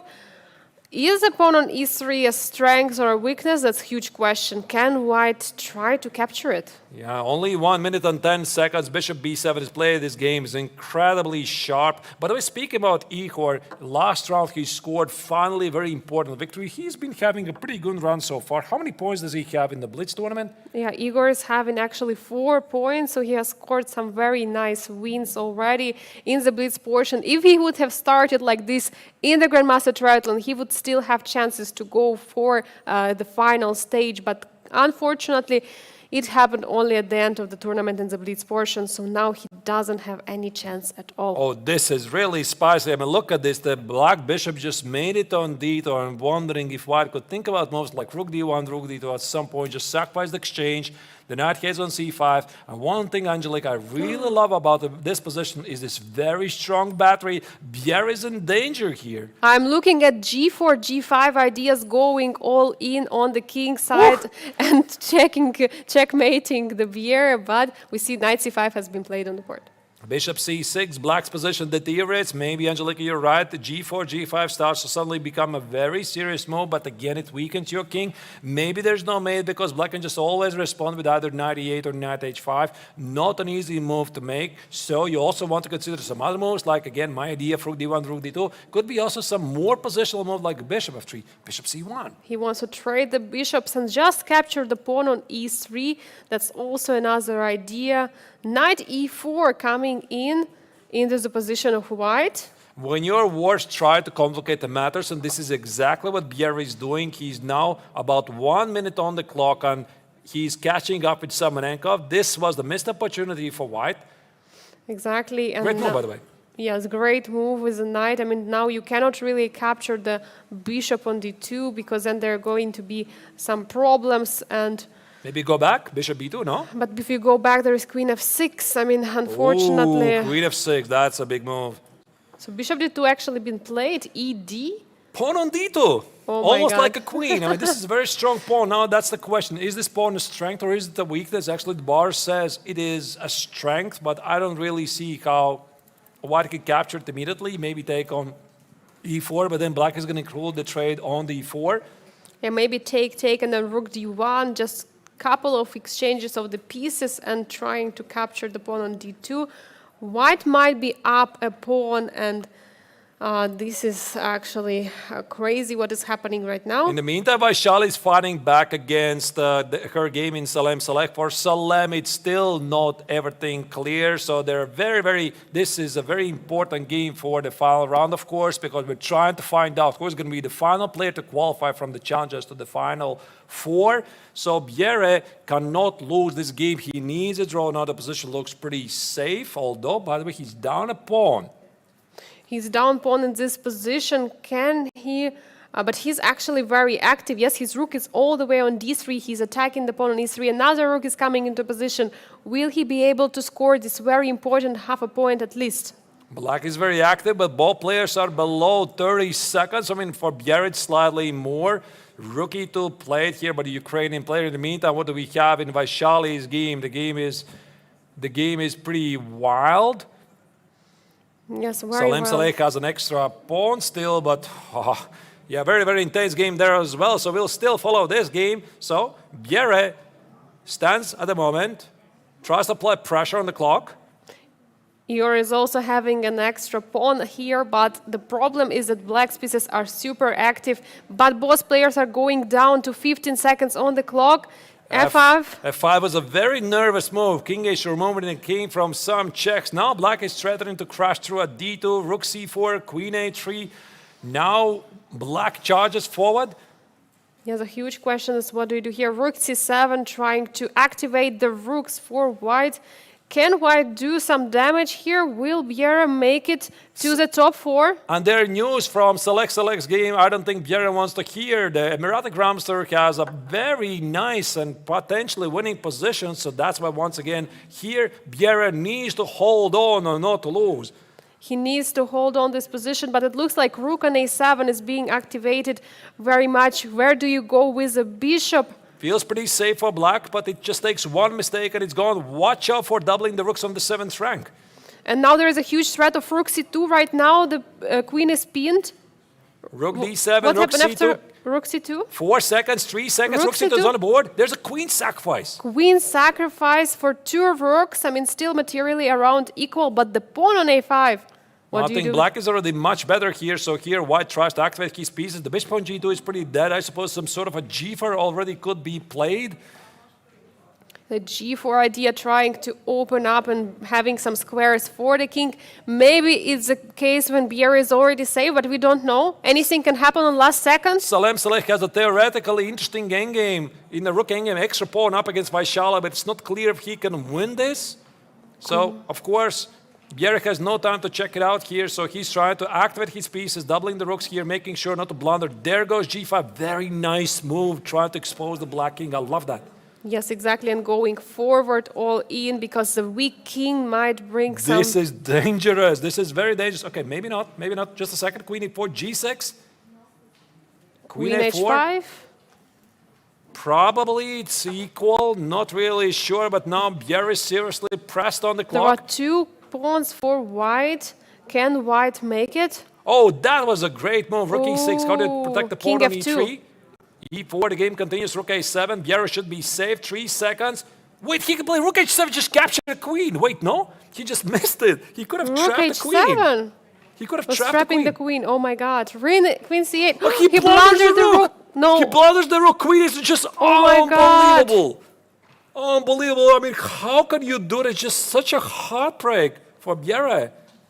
So And what he is it? resigns. What is happening in the game of Salem He's against out. Vaishali? He's out because Salem just won his game against Vaishali. I mean, this is such a just unbelievable. This is crazy. Absolutely unbelievable. Poor Jonas. I mean, of course, Samonenko played a fantastic game. He managed to take around this game, and you can see Salek, he's a really great spirit.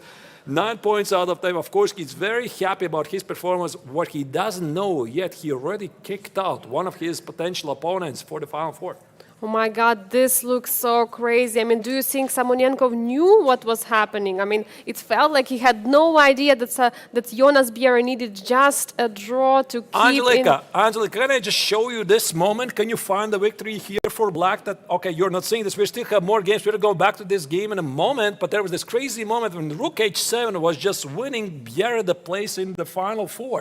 Just capture the queen on h7. I believe this move was possible there for a couple of moves, and we just saw also yet another game of Mishra against Shankland, finishing, I believe, how did this game finish? The victory for... I know, in the... Can you give me an update? No, it's a draw. Yeah, it's a draw. It's a draw. So insane final round. Heartbreak, of course, for the Danish player. Here are the results. Mishra plays draw against Shankland, Liem. Actually, all the Masters tournament finished in draws. But that's the huge game here. Igor Samonenko against Jonas Bienne, who could have trapped Samonenko's queen. Like, I believe, a couple of times. It was King on h6. He didn't notice. It's going to cost him place in the final stage. Absolutely unbelievable results we are having here at the BLITZ Festival Grandmaster Triathlon. Let's look at the standings. I mean, this is crazy. Yeah, these are the standings after the BLITZ tournament, which now is officially over. So Liem takes down the overall rankings before the final stage. He is in a hot pursuit by Ike Matriosan, who is behind him by 3 points.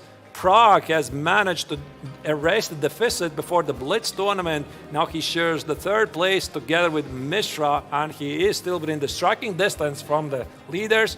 So this is our top 4. Liem, Aik Matrijasyan, Praggnanandhaa, and Abhimanyu Mishra. In the meantime, in the challengers, if my calculations are correct, I believe it's only going to be 3 players and not 4. This is absolutely incredible. Full domination by Emirati Grandmaster Salem with 9 out of 10 points, only 2 draws, and all the rest he won. This is absolutely insane result, increasing the lead with 7 points after the Alexander Donchenko, Vaishali with 22.5, and Jonas Bienne 12.5 points behind, just half a point, not enough to be in the top 4 and go to the final stage. What a heartbreaking result for the Danish Grandmaster. Yeah, it just seems so unlikely before the start of the BLITZ tournament, because in the beginning, he essentially had to lose 5 points against the leader at the moment, Salem, before the start of the BLITZ tournament. So it seemed like an impossible thing to do.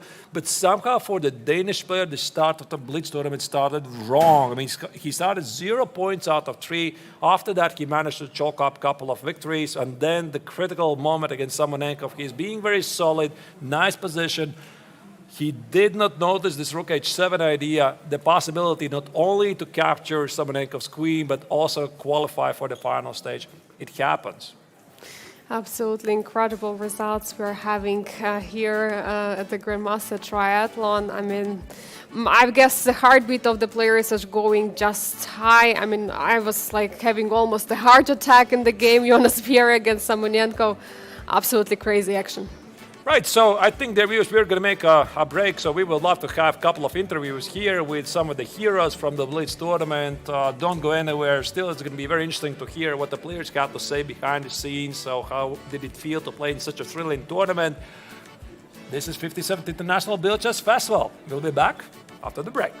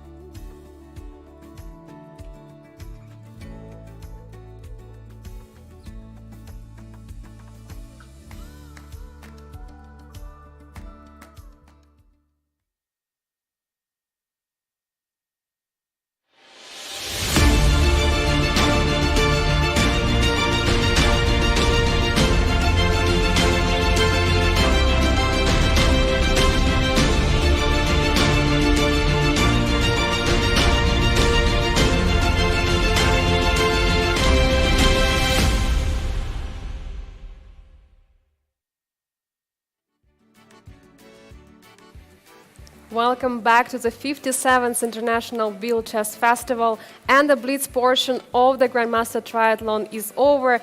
I'm happy to have with me Salem from the Challengers and Praggnanandhaa from the Masters. Thank you so much, guys, for joining the stream.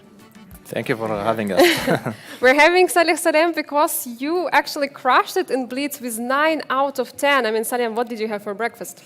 No, I had a lot of luck. No, I had my usual breakfast, and actually the usual lunch. Today is Sunday; it's closed, so this was maybe I have to change it for classic.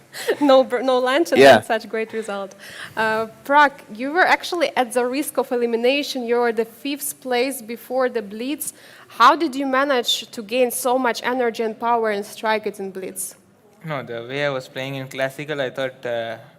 I don't deserve to play in this field, but today went well. I was lucky yesterday.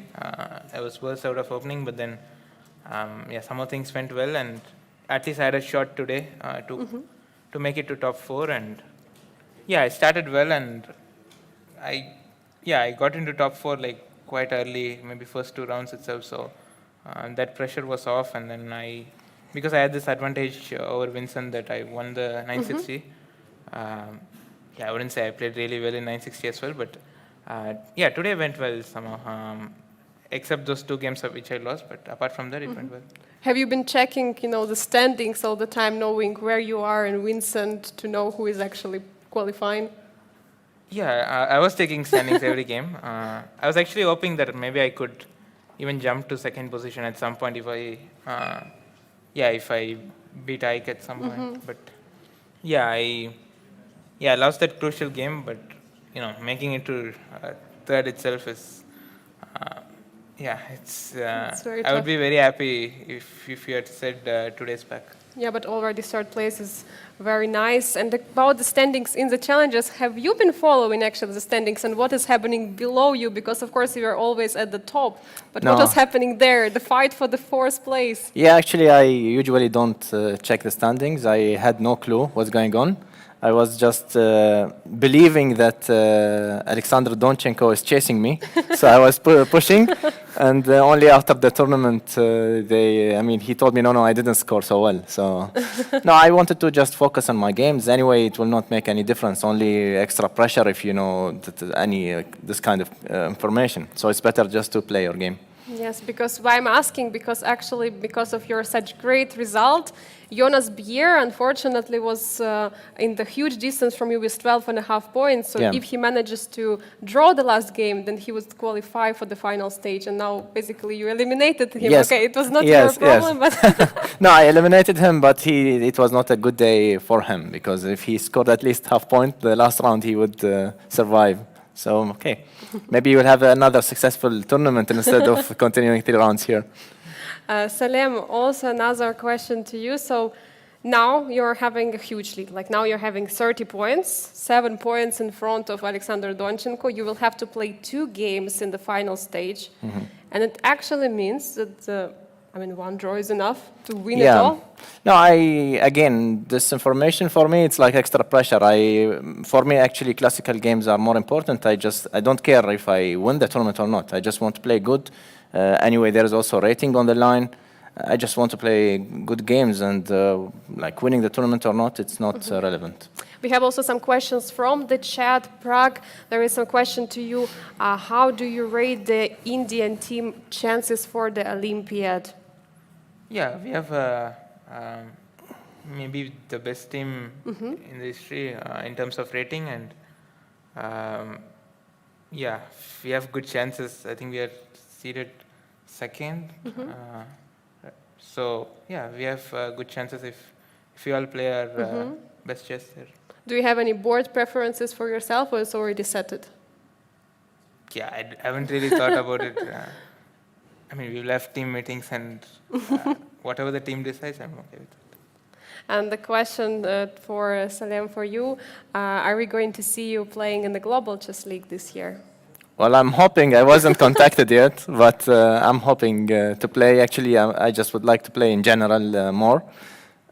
So I would be happy to be there. Thank you so much, both of you, for joining us live here in the studio. We loved how you played today. Congratulations on the huge achievement in the BLITZ. And best of luck for the final stage. And also have a good rest tomorrow. Thank you very much. Thank you.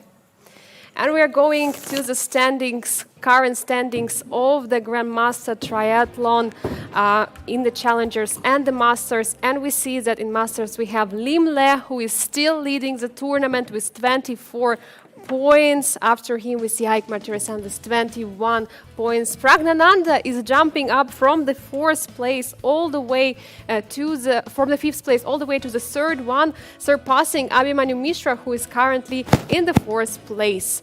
And in Challenger, Salem is absolutely crushing the field with the 30 points. Alexander Donchenko is on the second place, 7 points apart. Vaishali with 22.5 points. Those are the players who are going in for the final stage. Wow, one more event is behind us, Angelica, right? So it was very interesting, of course, as usual, to hear the thoughts of the players. Personally, I think I was a bit afraid, to call Salem as one of the heavy favorites before the BLITZ tournament, right? I had a feeling he is definitely going to show a very impressive result, but 9 out of 10, I quite didn't predict this. You didn't want to jinx him, right? No, I mean, I was pretty sure that, of course, he will be among the top 3, but such a showing I didn't expect. I also definitely didn't expect that Bienne is not going to make it, but okay, these things happen. It's not, of course, not a big tragedy for Jonas, because even if he had qualified for the final stage, realistically, he wouldn't have much chances to get to the first place, because essentially now, if the calculations are correct, that Salem just needs a draw, right, from the final 3 games to clinch already the title. So there's that. This is crazy action we had today at the BLITZ. I mean, huge result for Salem, and of course for Praggnanandhaa. Going up to the third place was super important.